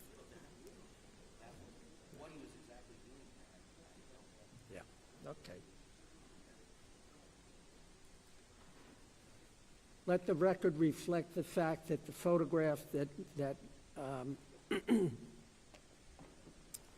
the applicant submitted would indicate that there might be some sort of a structure that straddles both pieces of property. Take a look. So, Mr. Brown, Yes. at the risk of being boring, I have a friend who wanted to buy a piece of property in Point Lookout. Right. And there was a long street-to-street section That's a mistake. and a section this way. The long Right. section had a house on the other street. This one had a house on this street, but she was being offered the right to purchase these two lots and this lot, which had previously been the backyard of the other one. So, I went and asked Becky if she could check in to see whether or not Right. that needed subdivision, right? Makes sense. And what was seemingly dispositive at the time was when Becky looked up the street-to-street house that was using this blank lot, and they wanted to sell it with this piece, the prior additions made to the house, the building department analyzed it and put in there that the addition was requested on that house, and that house was on like 100 by 35, meaning that when the building department issued the permit to that section, until there was a subdivision carving off that section and putting it onto the other piece the same people owned, that was the size. So I just asked Becky, could you look up any building permit issued on the house, the maintained house? Right. So here is one, and whether it's dispositive or not, in 1962, Right. when they issued a permit, maybe you already saw it, they issued the Section 38, Block 130, lots 3 to 6. Right. So the building department was issuing That, the okay. building rights on that maintained house as if it was, Yes. they considered it one lot, which would seem to indicate it I would need a understand. subdivision. I understand, and I don't know why the original determination was made that, That's why I was trying to ask you what your client knew when, because it almost seemed like your client already knew it wasn't. And, Well- you know, if the building department makes a mistake without your participation and you have clean hands and justifiable Right. reliance, it's one matter. If you go in and say, no, it's this or that, and they foolishly rely on it, it's a little different scenario. That's why I was trying to find out. Ms. First is going Yeah. to show the applicant okay, fair enough. That- what appeared to be that structure is in Fair enough. And it could well be, as the chairman mentioned, that a business was being run out of, some sort of, car-related use was being run out of the vacant parcel. Again, one is residential, one would be probably an illegal business that was being run out of there, or some kind of car storage use. Some of the records group them, then later they didn't. I don't know exactly how it came to be determined originally in this instance that permits would be issued as treating these as single and separate lots. But it happened, and then there was a revocation and a change of position. That's how we get here.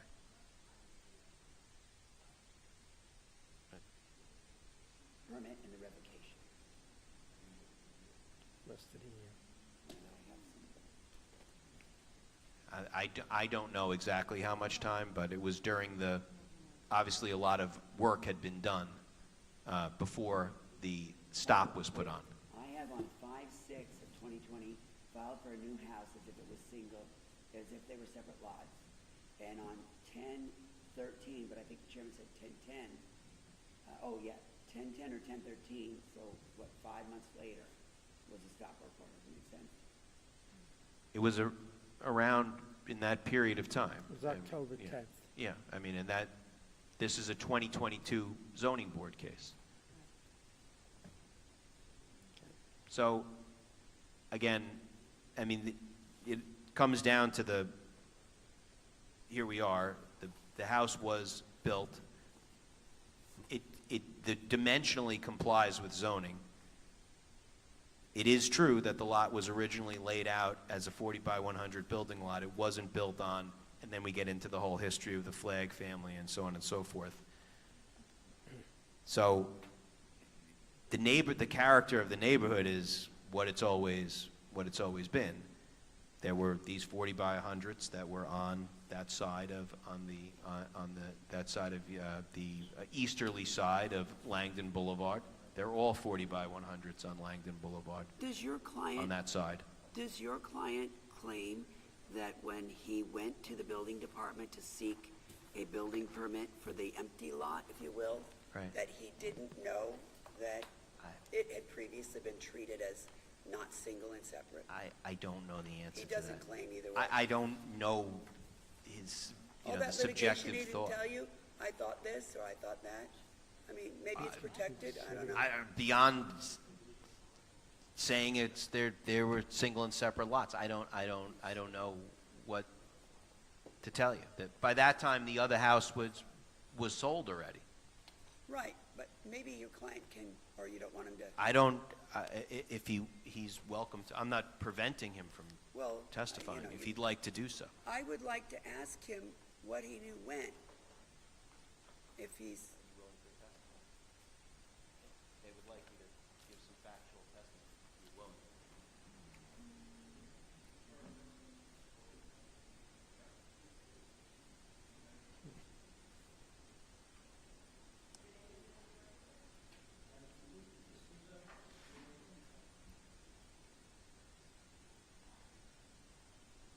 that's better. Desmond D'Souza, 803 Belmore Avenue, East Meadow, New York. Good afternoon. Good afternoon. May I just ask you, do you develop land is that your occupation? Part of it. Okay, I do this is real not your estate- first I do rodeo. property management too. Okay. So when you bought these two lots, or this lot, whichever it is, from the Flagg family, did you think it was already in separate lots? Or what?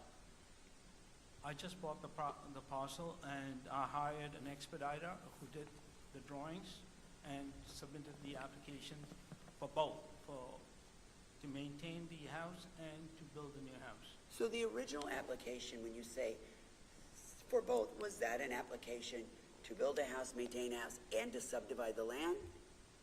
I don't remember what, but I know the expediter filed to maintain the existing house, and all the inspections were done, and then he filed for a permit, to build on the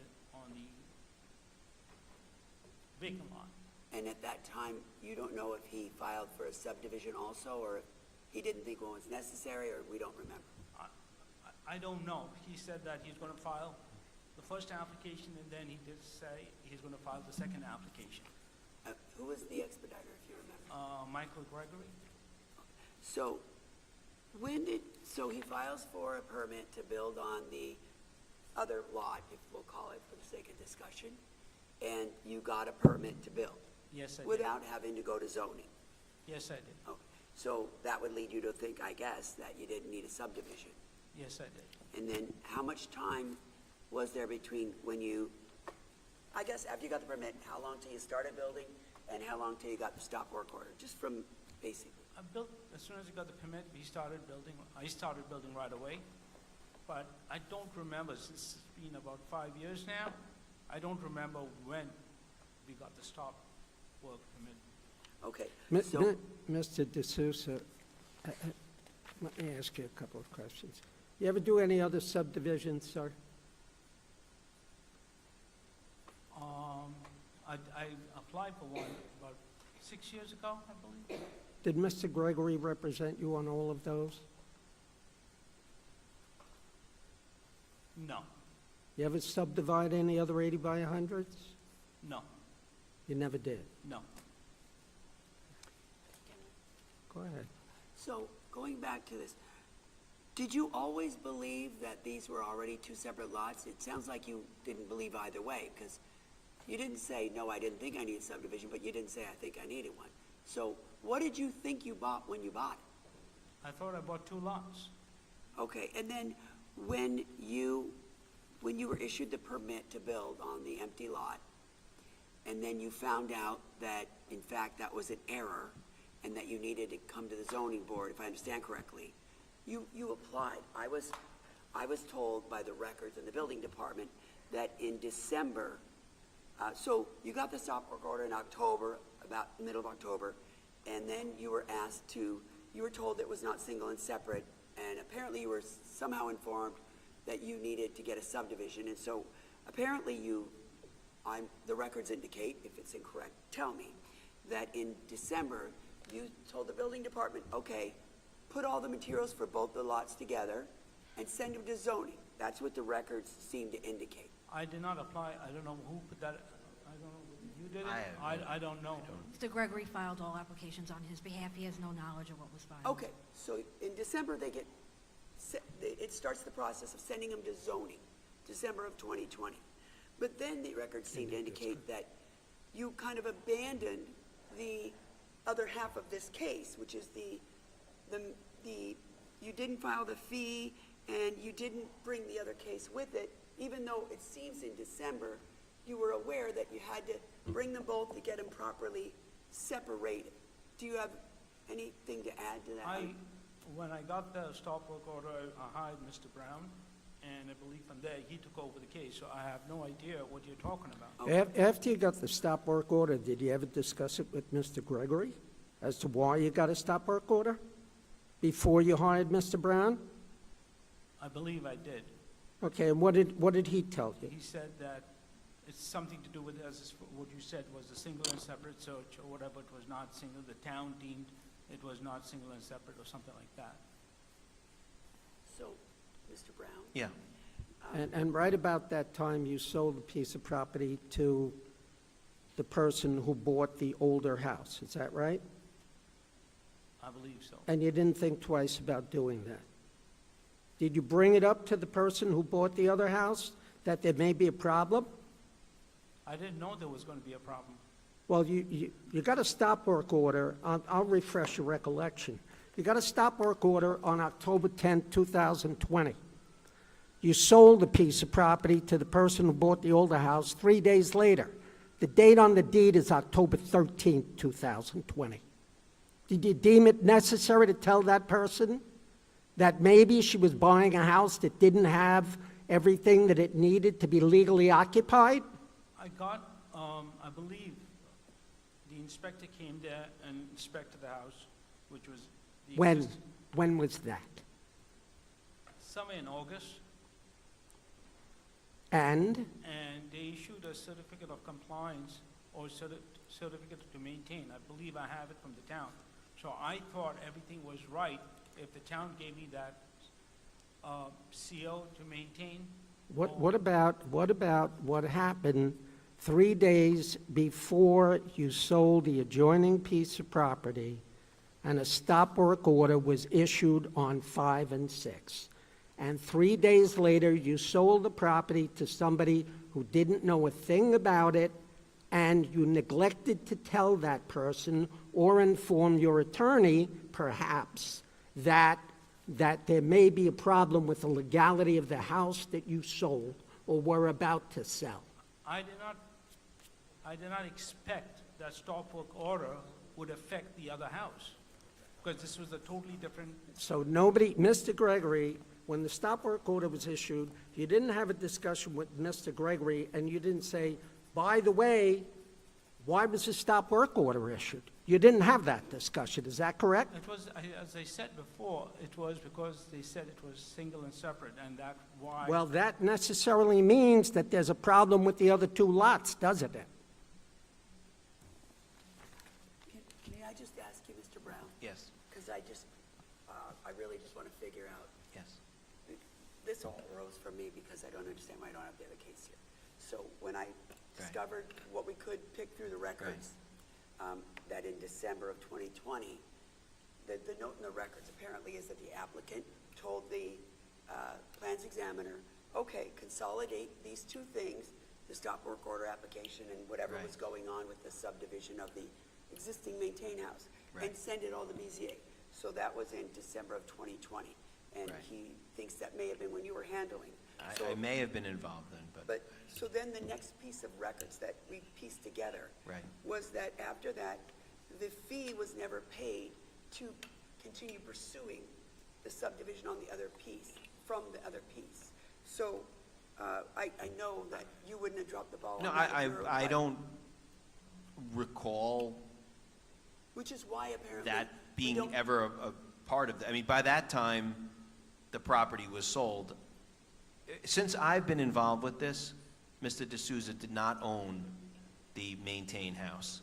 I don't recall ever being told that there was another part of the application that had been left behind. It was the maintain on a lesser lot of the other house, which I get, it's a bit murky as to how you pursue it when you don't own it or whatever it is. But that's one of the things. But somebody filed for it. Well, he was. He filed for and it. then abandoned To my it. recollection, it was never brought to my attention that there was No, a no, companion we're not piece saying that- you knew anything about it. I But understand. it was filed for, somebody filed for it and then abandoned it in December, which left the buyer hung out to dry. I completely understand everything that's been said here, and I know that this is a mess, and I fully appreciate the fact that the board doesn't want to be put in a position where it's, backed into How about this, Mr. Brown? legalizing a fait accompli. Okay. I understand that. How about this one? I feel, and I may be wrong, I feel like I'm not in a position to even decide whether or not this should be subdivided off the other one without having a bit more full picture of what we're creating in both lots. I get the difficulties of having the other one before us. Right. So before us is the substantive case. Right. And the appeal. Right. I guess I feel I have before me enough to put my vote in on the appeal of the determination. But give me the legal basis tell me why we do have enough here to decide half of this case without having The others. the whole thing. Because when you boil it down to the essence of what this is, at this point, putting aside the convoluted, let's say, history of interactions in the building department, it's to maintain a house on a 40 by 100. The 40 by 100 was always there since the map was laid out. Over time, it became a misused lot that was a vacant and used for car storage and so forth. Now there's a zoning compliant house on it. You're The referring, the- you're referring to 5 and 6. Yeah, I'm saying compliant in the sense that it fits within the footprint. It doesn't violate any of the zoning parameters. It's But- built on a 40 by 100. The 40 by 100 was originally intended as a building lot. It was, for some reason, it was one of these lots that never was improved over the course of time. If we said he can keep that on the lot he's on, what effect does that have? So if the other, our records seem to indicate the other house is probably illegal non-conforming, but they, from what we understand, maybe wrong, they may not have gone and gotten that, so they may not have a CO. So whatever, assuming they Right. don't, maybe they do. Assuming they don't, if we grant him the right to build on this lot, what he's already done. Right. How, does that by definition grant them, or do they come for a subdivision later? Or how does this fit together when we have half of the whole before us? What impact would our decision have on the other lot? What if we said, no, we're not granting the right to build on here? Is the other lot affected? Well, taking the former part first, I would say, if you granted this application, and essentially what you'd be doing is re-legalizing this lot as a single and separate lot. What about the other lot? Well, then that would implicitly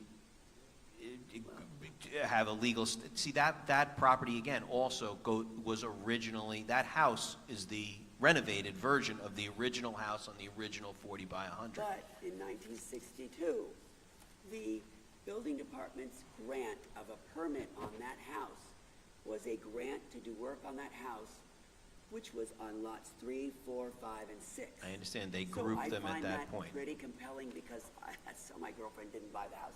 She wanted for the same reason. So the building department did consider that house to be on all 4 lots.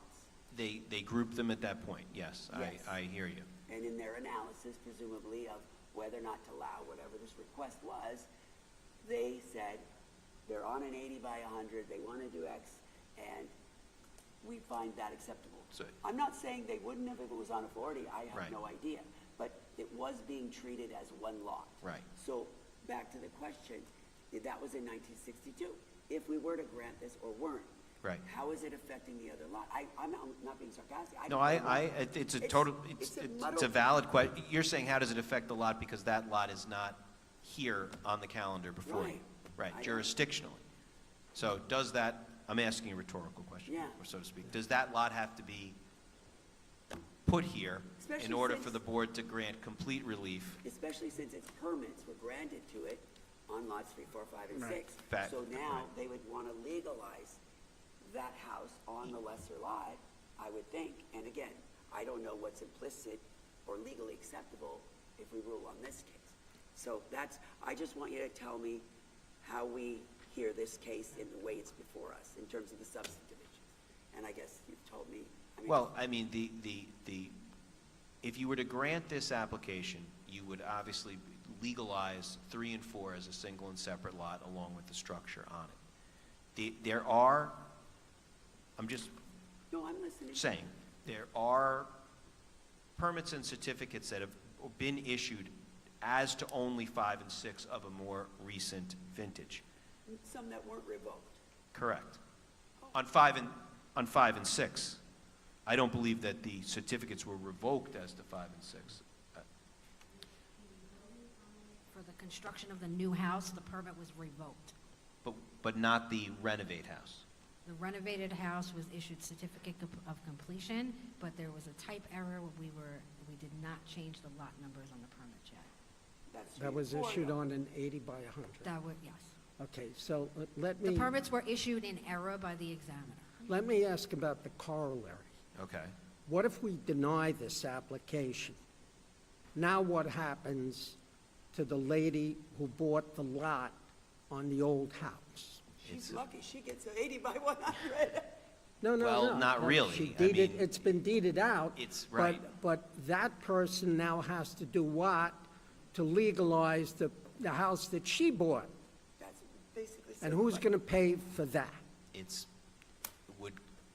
The truth is, yes, it would cause an irregular situation. It would not vitiate the title, No, but it would cause I got a it. legal conundrum for Theoretic- everyone. Theoretically, she would have to come before the board, seek a variance, pay for a variance to legalize the house that she now lives in for the past 5 years.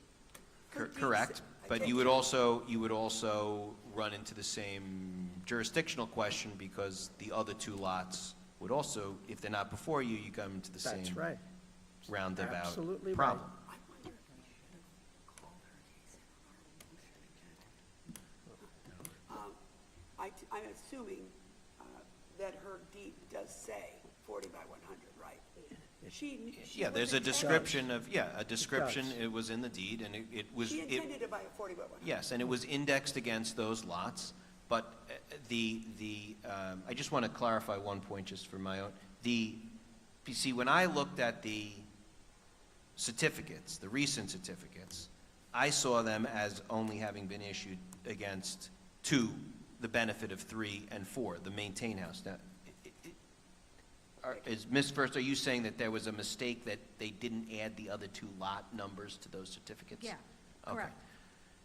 Okay, so that's also why I then Oh, I see. misunderstood what the building department's view was. I was taking the view that as of 2020, the building department was looking at them as grouped separately because the other lot numbers were not on the recent certificates. Oh, unlike the 1962. Correct. I see. So you thought sometime after this, they were being deemed separate by the building department? And that's how that was my understanding of how the whole fiasco began. Now, if they're mistakes, they're mistakes. They happen. But the question is the unwinding of the mistake. Understood. And I understand the concern that you don't want people to engage in subterfuge to get around the process. That's why I I was understand kind of that. interested in when your client knew what, I understand that. and, whether he went forth with clean hands, basically, I understand that. If he would like to say I'd like something. to say something too. We had 2 tax bills on this. right? One was taxed, the taxes were, I believe, $9,000 for the existing house, and the other 40/100, which is 5 and 6, is taxed as a vacant lot, which is about $600 or $700 a year. So, We there see wa- that a lot, though. That's there the was 2 county. tax bills, so I was under the assumption that there were 2 lots, because one was vacant and one was improved on the tax bill from the How assessor's many- office. How many, You didn't get 2 deeds. You got 1 deed, is that correct? And that was on 80 by 100? I don't remember how the attorney did it. Well, do we have a copy of the deed in the file? that's quite relevant. Because I can kind of tell you what it read. Mr. D'Souza, if I Now, might ask you while you're looking. I'm for not that. finished yet, Yeah, I was just going to ask while you're looking. yeah. How many houses have you done like this, developed, built, or whatever? How many times have you bought property and refurbished or built houses and sold? Many times. So if I could just add while we're looking, again, repeating what I said before, the only upside of this particular situation as opposed to others is there is history here that establishes what the original character of the area was. These were separate lots at one time at least. So my point is simply that a situation where it is a more obvious chopping off of United Properties and creating these odd, say, substandard lots don't have a would be, copy here. We're I a think, from a neighborhood, practical hopefully has bigger perspective, a harder issue for the board to solve. 1 deed. Putting aside the procedural issues for a moment, at least here, that if a grant were given that could be made to cover both properties in some way, you are restoring the original status quo where these were laid out as 40 by 100, single separate lots meant to have single-family homes on them. And that's the situation that I think occurs. I think that one concern, I'll just speak for myself, that we have is this is a person who develops property.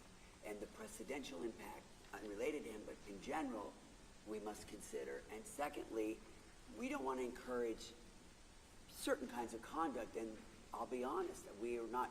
I understand I haven't that. seen a layout that is convincing that he had clean hands in this. I haven't seen that he doesn't, but it's questionable because this isn't, I someone understand. who doesn't know how this works. But on the other hand, in the I ultimate analysis for the board is the zoning analysis. That's right. And the impact on the nature and character of the But area. precedential impact, too. Like, we don't want people to think, oh, just go and do it, and then, oh, the house is Then we'll already there. approve it. But No, that's a legitimate concern, and that, you know, I would distinguish it a little bit from the person who comes back and says, oh, I Agreed. just need another 2 feet, I Agreed. mismeasured my roof. I understand Okay. that. I'm sorry. This is a bit, it is convoluted, but in the end of the day, what resolves is 2 legalized, hopefully, 40 by 100 lots on a block that was originally laid out with 40 by 100 lots and has 40 by 100 lots today on that same side of the street and around both corners. So nothing is changing adversely in the neighborhood. The old use was a disaster. Now you're getting a new single-family home on a lot that had otherwise kind of gone to waste. So as a practical measure, I would say there is no negative impact. I'm not minimizing your concerns on how this whole Right. thing unfolded. I'm sorry. Well, just for the record, the chain of title indicates that there were 4 lots mentioned on the one deed by which your client took title. And I see that. I see Okay. the chain of title, and And- it's clear how this all unfolded historically. But I also would just say, at least from my perspective, that some of the, as I said, when I looked at the 2020 things, I said, well, wait a minute, why are they're issuing certificates on one house and only referencing lots 3 and 4? It appeared to me that they were treating it as a single and separate, without, presumably because, again, that other part was vacant, but that apparently was also a mistake and should have had the other lot numbers on those original on those 2020 certificates. is that your case? We have someone else here who's interested in I understand. I think you have the overview. I think we do. Ma'am, would you like to speak? You're interested? Whoa, whoa, whoa. Who are you? Yeah.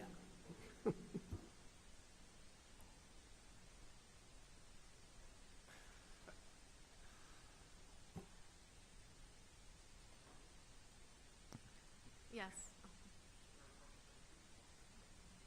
Yes. Albanellis Rodriguez, 1349 Langdon Boulevard, Rockville Center, New York, 11570. So you own lots 3 and 4? Yes, I do. You think you do?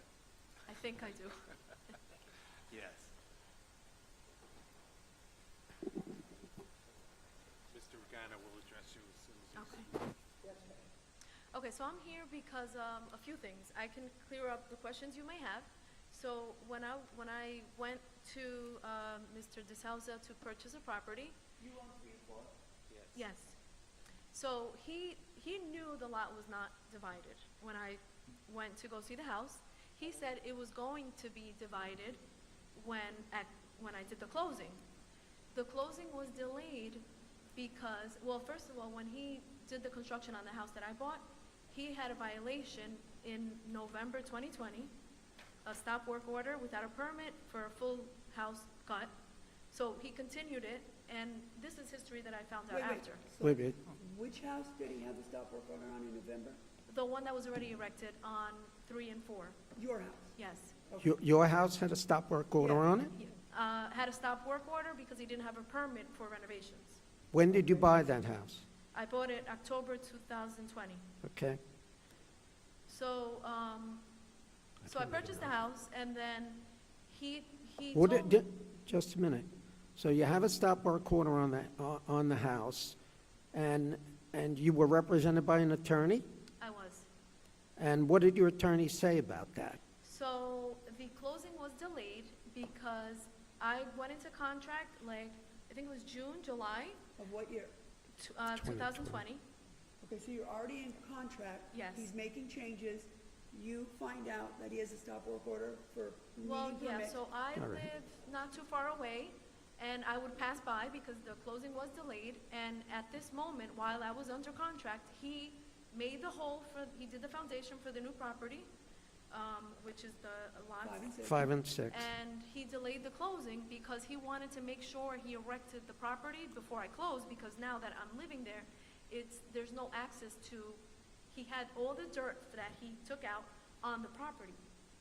On your property? On my property, before I closed. So he tried to do that before I did my closing because it was gonna be very difficult because of the lot size, which is now, it's not 40 by 80, it's now 30, because the other lady got awarded 10 feet. Well, She's she got an didn't. easement. She's got an easement. Right. So you're saying So when he dug the hole to put the foundation on, 5 and 6, he piled the dirt on yours, and so he delayed your closing until they could get the dirt back off yours? Right. Okay. So he knew Okay. that, he did that while I was under contract, because he knew that once he closed, he wasn't gonna be able to finish the house and then file for the permit, which, I kind of was harassed to sign for the subdivision, because since it's still under my name, I was the one who signed off for him to get the permit after the house was already built. Wait, After you purchased your home. Right. So in December of that year, you signed off to get the permit to legalize your Yeah, house? under my name. Okay. Well, no, for the new lot, because he told me since at closing, he told me it was going to be divided, and I was okay with it because he initially told me it was 2 separate lots, but that it was gonna be official when I did the closing. so you signed papers to be part of the application going He into told, the yes, building department to, yeah, since I knew technically that it was going to be divided, I had to sign the permit for him to do a variance on a lesser lot. okay. On which lot? Your lot or the Ours other is lot? less The lot. lot that he did the house on. Okay. Okay, So, so- I agreed because I thought that's what it was, technically, we divided it at closing, and then that's why I thought I had to do it, because, he didn't have a permit. So technically, it's still under my name. And I'm not opposed what to do you mean him- technically it's still under your name? What, Because were all 4 lots in your name at one point? No. When I purchased the property, yes, it was, because it wasn't official, because I wouldn't have had to sign Where's the change? the permit if it was official under his name. Hold The on. application to maintain the one-family dwelling on a lesser lot, she signed the property Okay. Yeah, they harassed me and told me I had to sign it, and he involved his attorney, Okay. and And then you never inquired after Right. that whether or not it was ever approved? no, so then I knew that the neighbor had him in court, so, there was issues there, so I was not opposed to a house being there, and I'm still not opposed to it, as long as it's legal. But my issue, the only reason why I came was for 3 things. He put a camera in front of the property recently. Every time I come out of my house, the alarm goes off. Another thing is, I haven't been able to finish my driveway. If you look it up on Google, my phone died, just waiting. The driveway looks like crap, Why? because the windows to the property are so humongous that the dirt has caved in. Wait, say that again? Why can't you finish your driveway? Because the windows that he did for the basement are very large, so since the house hasn't been finished, it's caving in, The house, your house or the other house? the other house. So the fact that that house is not finished is causing you to not be able to complete your driveway? Right. So I mentioned it to him because, if we open the door, the door, I have a son, his foot will always get stuck because there's a metal fence that the dirt has all caved in. And another thing was that he tried to subdivide the lot before the closing because there's a line that he tried to split it, just to give me less of a lot before closing. But it was clear that, he was doing it because he didn't know the other lady had 10 feet of his lot. Where was your lawyer when all this was going on? So when I knew about the variance, I never got anything at home. I was never mailed anything saying, there's a court date. The only reason why I found out was because of the big sign in front of the house. Yeah. I reached out to the attorney, and they said they were gonna get back to me. It Yours wasn't or enough time his? for them. Was- Yours or his attorney? Mine. Your own lawyer. Just because at the end of the day, my driveway is sinking in. Also, when he purchased the property, he took out a tank. So the driveway, I've had to fill it Took out in a tank. constantly because it sinks. So you're saying there was an underground tank there that was There was removed? like an underground tank that, Consistent if you with the look car. up my driveway, it looks like crap. So that's the reason why I came to the driveway and because of the fence. But what about your lawyer and the fact that your house is, you bought a house with a lawyer, and This gets, Yeah, seems so like I you didn't reached quite out get to- everything you paid for. Yeah, so I reached out to the lawyer just because, I wanted to come prepared, but it wasn't enough time for them to look up everything because it's been 5 years. I'm sure you didn't know anything about this. I Mr. Brown. didn't know anything about I know. any of the issues that the neighbor is suffering. Again, and we can try to address that. Again, there's a mess here. I don't know who is the person responsible for knocking over the first domino in this. There were mistakes made, and now we're in this position. Was your driveway something that was supposed to be, did you believe you were supposed to finish your driveway, or was that something that was supposed to be completed as part of your purchase? Well, okay, so another thing with the garage, because the garage was on the other lot when I first bought the house, it had a big space onto the unused lot. So I had to pay him It's an the extra same garage. $9,000 to redo my garage as part of the agreement. And then I told him, okay, that's fine, but you're gonna agree to do my driveway and the fence. Like, what do you mean redo your garage? So when I purchased the property, they were saying that the lot was unused, but there was a really big garage on the property.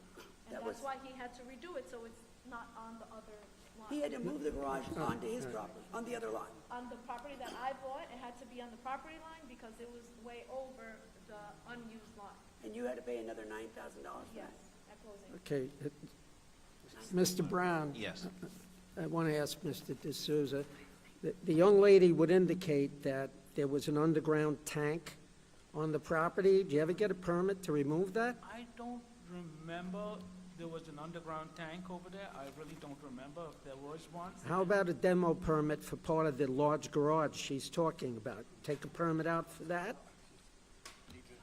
There was a permit issued for this whole for the renovation, and there was never a stop work order that I can recollect on Because that. first, you look, There was never a stop, and we had several inspections from the building department. I don't Came believe in that, I'll tend to agree with you about the stop work order on her house because it was placed there after, I don't think it was placed there. You sold the property first. And it does look like certificates were being issued that spring on the renovation house. Right? So. But certainly, the adverse conditions by allowing this unfinished construction to linger are unfortunate and should be addressed.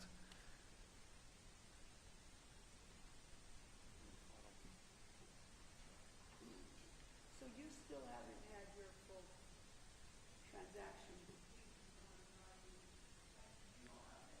I know about the driveway, and I told Ms. Rodriguez, once I start construction of the property, I would do a driveway for her, even though it's not part of my agreement with her when she bought the house. I did tell her. I'd hate to correct you, but you already started construction on the No, property. after I finish the construction, while I'm doing my driveway, I would do it for her at no charge. Look, that's not before us. We're getting far afield. May I Right. make No. a suggestion to perhaps to correct at least the jurisdictional issue, given that Ms. Rodriguez is here? Perhaps we could speak to her and make an arrangement where she would consent to allow that second case to be put here, and then you could consider the whole thing at one. I'm not saying today, I'm saying that would at least eliminate the conundrum that Mrs. D'Amato has raised, and perhaps would give the board a better level of comfort with hopefully cleaning up this entire scenario. Mr. Chairman, the application for the garage was issued a certificate of completion. The application for the garage, there's a building permit for the garage and an extension that was issued a certificate. Yes, it was an alteration to the garage, all issued together.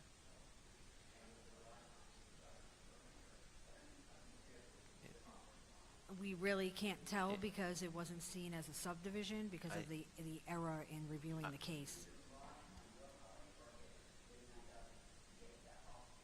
I had to pay $9,000 for it to be on my lot, because originally it was a really big garage where they probably were doing mechanic, and it was on the other lot. He And- renovated the garage as part of this, Mr. Regano's point. The excess was cut off, and I guess he redid the garage as part of the renovation.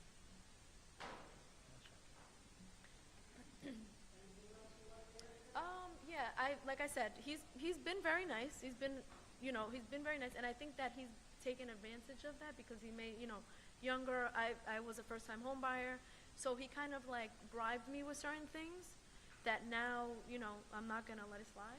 He may talk nice to me, but at the end of the day, it's like he knew what he was doing. He started the construction of the house while I was under contract.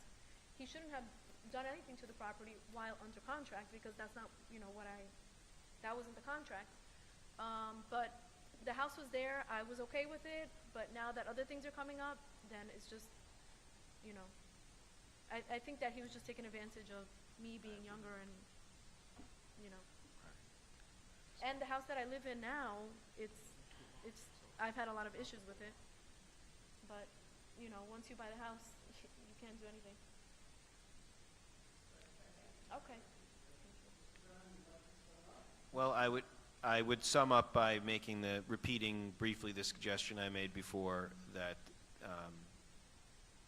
we see if we can work out to have the case that was abandoned in 2020, December 2020, reinstated, added to the notice, and come back, and then we would come back, obviously, but we don't have to go through this whole record again. At least the record would stand, and at least you'd have both parcels before you, and then you could make a determination as you would in any other case based upon the record, but there would be no jurisdictional issue, and you could accord complete relief, hopefully, to both sides.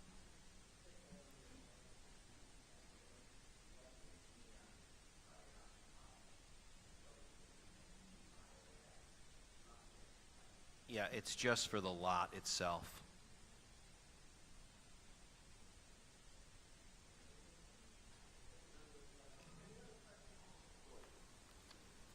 Any other questions from the board with the microphone on? No. If not, do I have a motion? I move the hearing be closed, the matter be placed on the decision calendar. Mr. Brown, Mr. D'Souza, and Ms. Rodriguez, you will all receive copies of the board's decision by mail once it's rendered. Thank you, folks. Have a nice day. Second? All Aye. in favor? Any opposed? Thank you. Thank you. Have a nice 4th of July. Chris?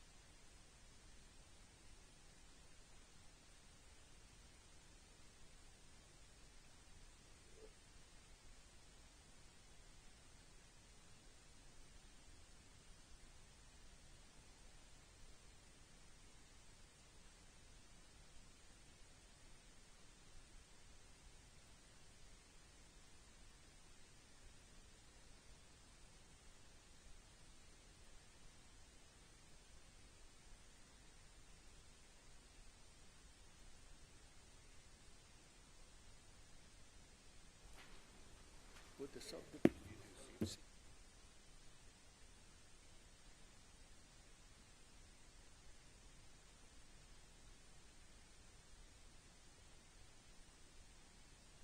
One 151, and 152 of 2020, oh, wait a minute, that's the morning.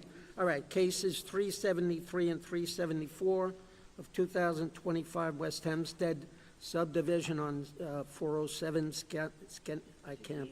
Skenniattles Realty. We need a secret determination. The only one thing I think needs to be mentioned, I do believe case 373 also needs rear yard. It wasn't captioned for it. It was denied for it? So we need a motion. Okay. Well, this is the other issue. We need to collect the fee. We don't have the right to lose the fee. So we'll hold it. There's an extra fee just for each variance. $75. But do you think that it's appropriate to grant it and not issue a decision until the fee is Yeah, collected? might as well. What do you?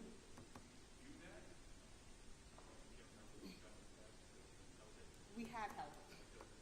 Well, because they'll be really incentivized if they know it's already granted, and they just gotta give the fee to get it. Yeah, big money. It's only $75, but again, it's the whole issue with the town board. We don't. Got it. All right. So, can we have a secret determination first?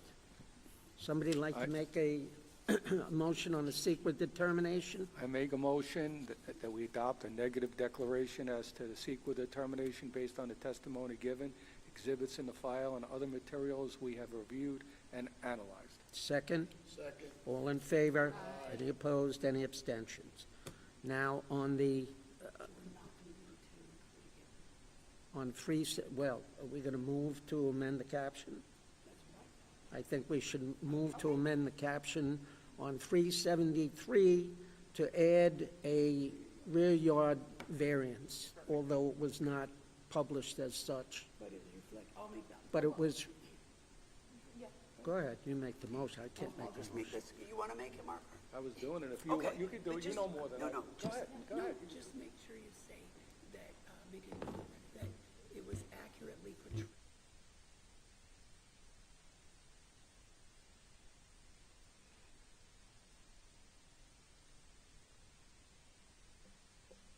As you said. I make a motion that we amend the caption on file number 373 to include the rear yard setback, and that the rest of the case has been accurately portrayed. Hallelujah. Second, all in favor? Any opposed, any abstentions? On file number 373, 25 West Hempstead and 374 West Hempstead, I move that we grant this with new home conditions. Second? Second. All in favor? Any opposed? Subdivision. Subdivision as well as new home. Well, yeah, it's the subdivision standards, and again, just for the record. What about the fee? Yes. He's gonna do We'll handle that on our end, but again, as Mr. Plumer mentioned, the rear yard was accurately shown on the plans, and the only two parcels that are affected by the diminished rear yard, which was not captioned, are the two parcels in front of us. So there was sufficient notice. Correct, and no prejudice to neighboring parcels. That's what I thought Mr. Plumer Yes. said. That is what he said. Yes, All exactly. right. Second? All in favor? Aye. Okay. Next case, 375 of 2025 Oceanside. Also with Chief- conditions, right? Did he- Yes. We got those, the. Chief- The new house conditions. I'm Chief sorry. Real Estate Management LLC. That property is located at 2873 through 2879 Long Beach Road. We need a secret determination on that one. Who's going to I make just that want one? to say that I'm the one who raised a lot of the issues about a lot of these types of businesses along Long Beach Road, because there are a lot of problems. But once I realized which one this is one of the few that doesn't really engage, as far as I can see, in the kind of conduct that causes the problems, so. Me too. Yeah. It's just north of the. So, you want to make the motion, John? CEQA. CEQA, I move that we adopt a negative declaration as to the secret determination based on the testimony given, exhibits in the file, and other materials we have reviewed and analyzed. Second. Aye. Opposed? And on the merits, motion on 37525, special exception for overnight storage of vehicles, variance in off-street parking. No, we did the sequel. Somebody going to make a motion on that case? Yeah, I'd like to make a motion to approve this application with conditions. Second, all in favor? Any opposed, any abstentions? Case 376 of 2025, Oceanside Pickle Expo, LLC. It's in the garden spot of Nassau County. We need a secret determination on that.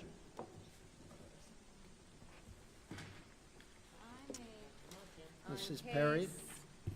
Okay, this is 376 of 23. 25. Oh, 25. Oceanside Pickle Expo LLC. I move that we adopt a negative declaration so as to the secret determination based on the testimony given, exhibits in the file, and other materials we've reviewed and analyzed. Second.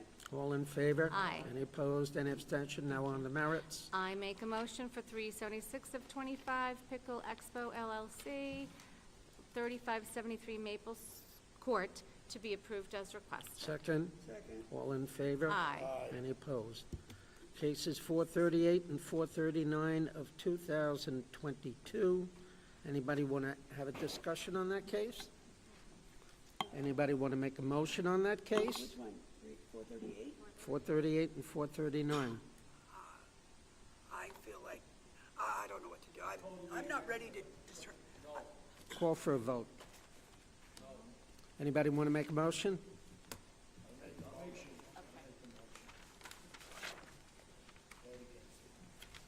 Okay.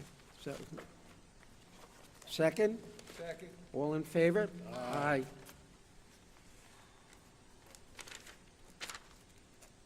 Now, I think it's secure. I think it's secure is that maybe other Yeah, yeah, bring them simultaneously and make the My problem is New what's case. before us, and, you know, with all due respect to his new lawyer, I mean, this guy, Does our this guy grant, is does just... our denial affect that anyway? On the merits, since it was a merit-based case? Well, I would make this, I think the board would want to dismiss it, and they can bring it back properly, or else, in the event the motion stands that the board denies this, they can't make an application for a rehearing Yeah. to bring the polls back, but I think that we should dismiss it rather than deny it. I think you're right. I think dismissing it. So you want to withdraw that motion? I withdraw the motion. What's wrong with denying it? Well, Because if they that, consolidate and bring it back, we want the option of being able to decide to hear it again. We don't want any res judicata issues or, But you just said if they, if you dismiss it, they could yeah, you can dismiss it. It's the same. 6, no, it's Yeah. not. If you deny a case, they have, basically, they can bring an Article 78 within 30 days of filing of the minutes. Or else they can make an application for a rehearing, which the board, in its discretion, can deny. The denial seems like it's on the merits. yeah. So we don't want to decide it here. It's more of a jurisdictional defect, Like, I think. to me, when I saw the case, when I saw the picture, you showed me the picture of the lots, and first of all, that structure was on the other lot. The middle lot wasn't vacant, okay? And they were using it as a business. Nobody has a But don't separate... forget, there has to be a Let solution. me finish. No business, nobody keeps a lot vacant from 1959 to 2020, you know, just vacant, they would have sold it. So to me, that argument is nil, it's all nonsense. But that's just my opinion, that's from just seeing So- that picture. So What's your opposition to the dismissing it denial, instead of denying? what is the benefit of dismissing the case? The benefit of the dismissal, in my opinion, would show that it's more of a jurisdictional defect, and Well, that it's not okay, being so part of the issue was whether or not it was single and separate. And it's readily apparent from the evidence that these parcels were not single and separate. All right? That is the basis for denial, period, in my opinion.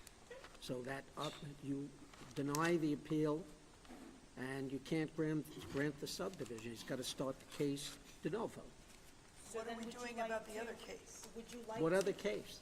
So then, would you like to dismiss case 438, which is the subdivision portion, and deny the appeal of the determination? Why? So that we don't have. Why? Just so they, if it were me, I would think that if on the merits it was simply dismissed, I could bring it back if I cure whatever jurisdictional defect was presented. And the again, that's- alternative is start the case all over again. They have to start the case all Well, I over don't again. know. If we denied it on the merits, can they even bring it back? They can make an application for a rehearing, which we would have to unanimously approve. Administrative res rehearing- judicata. But wait, if it's a rehearing, is it actually a rehearing if they join parties? Well, does, wait a minute, wait a minute. It would be a rehearing because it's material. Here's the change. case. Does it prejudice her? Yes, I think that's the the dismissal. concern. No. That case wasn't, she can apply for that. She can't. Just don't understand why we wouldn't give ourselves the obvious options. What say you? Or do you want to, we'll wait till Jim. What was the case?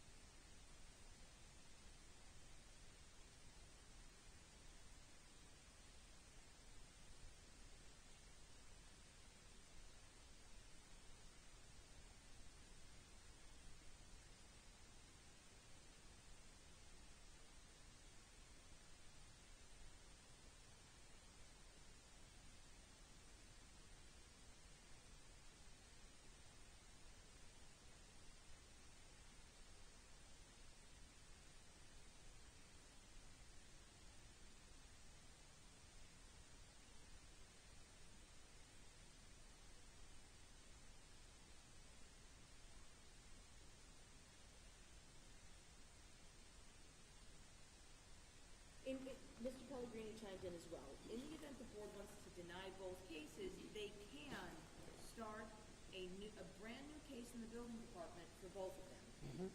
But the same remedy could be had if we dismiss the case. What's to stop the claim that that guy's new case is the exact case we did not?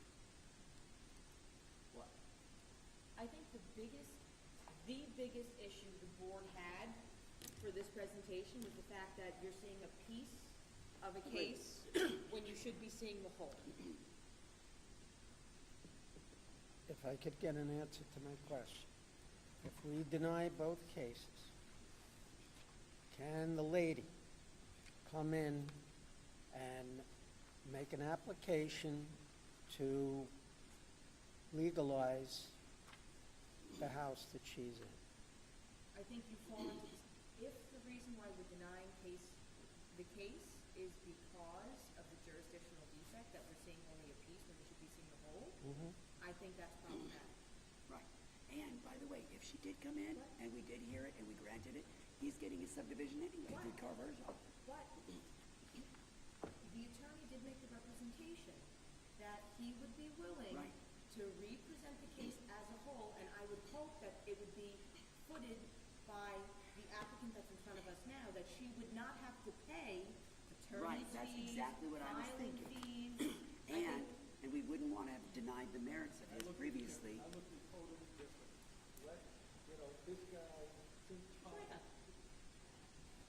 This gentleman shouldn't profit from what he did, and the woman had a lawyer that represented her, and let her do what she has to do. You know, to me, that's my opinion. But the you know. potential. And I saw the photograph of the use of the three lots. It wasn't vacant. It was being used, I assume, Conjunction. for the last 40 or 50 years, for whatever business they had. Photographs showed that structure that straddled Yes. Both three parcels. of the four lots. But we have, if we deny his case on the merits, the second case, and she comes in with her case alone or combined, why would we want to deny his case on the But- merits if we want to be able to, we could just certainly deny it the next time. Well, she But- tested, okay. So, I mean, there's a certain degree of sympathy for her. However, she testified that she knew what was going on as well, and she had a lawyer. And I don't know what arrangements were made between the two of them so that she went forward and purchased a home. But if we ever She wanna- testified that there was a stop work order on her house. There wasn't. At least I'm not aware of it. But I'm just saying, do we want to be precluded in the future from crafting any solution here?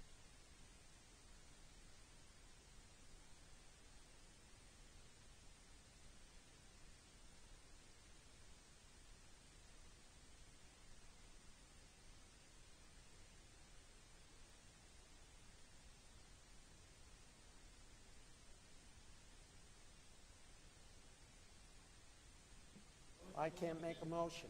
Make the motion. I'd like to make a motion to vote on this case for see what the majority is. I second. Pardon?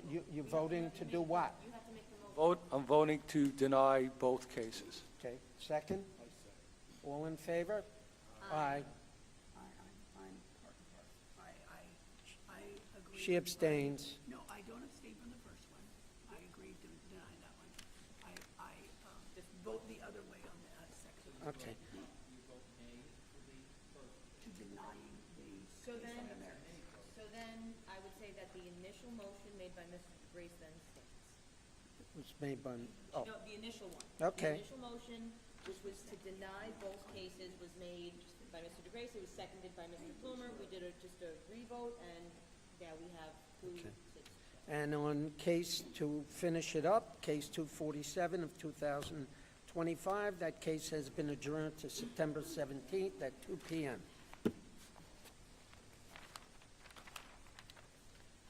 Are we finished? Can we have a motion to adjourn? Motion to adjourn. Second? Second. All in favor?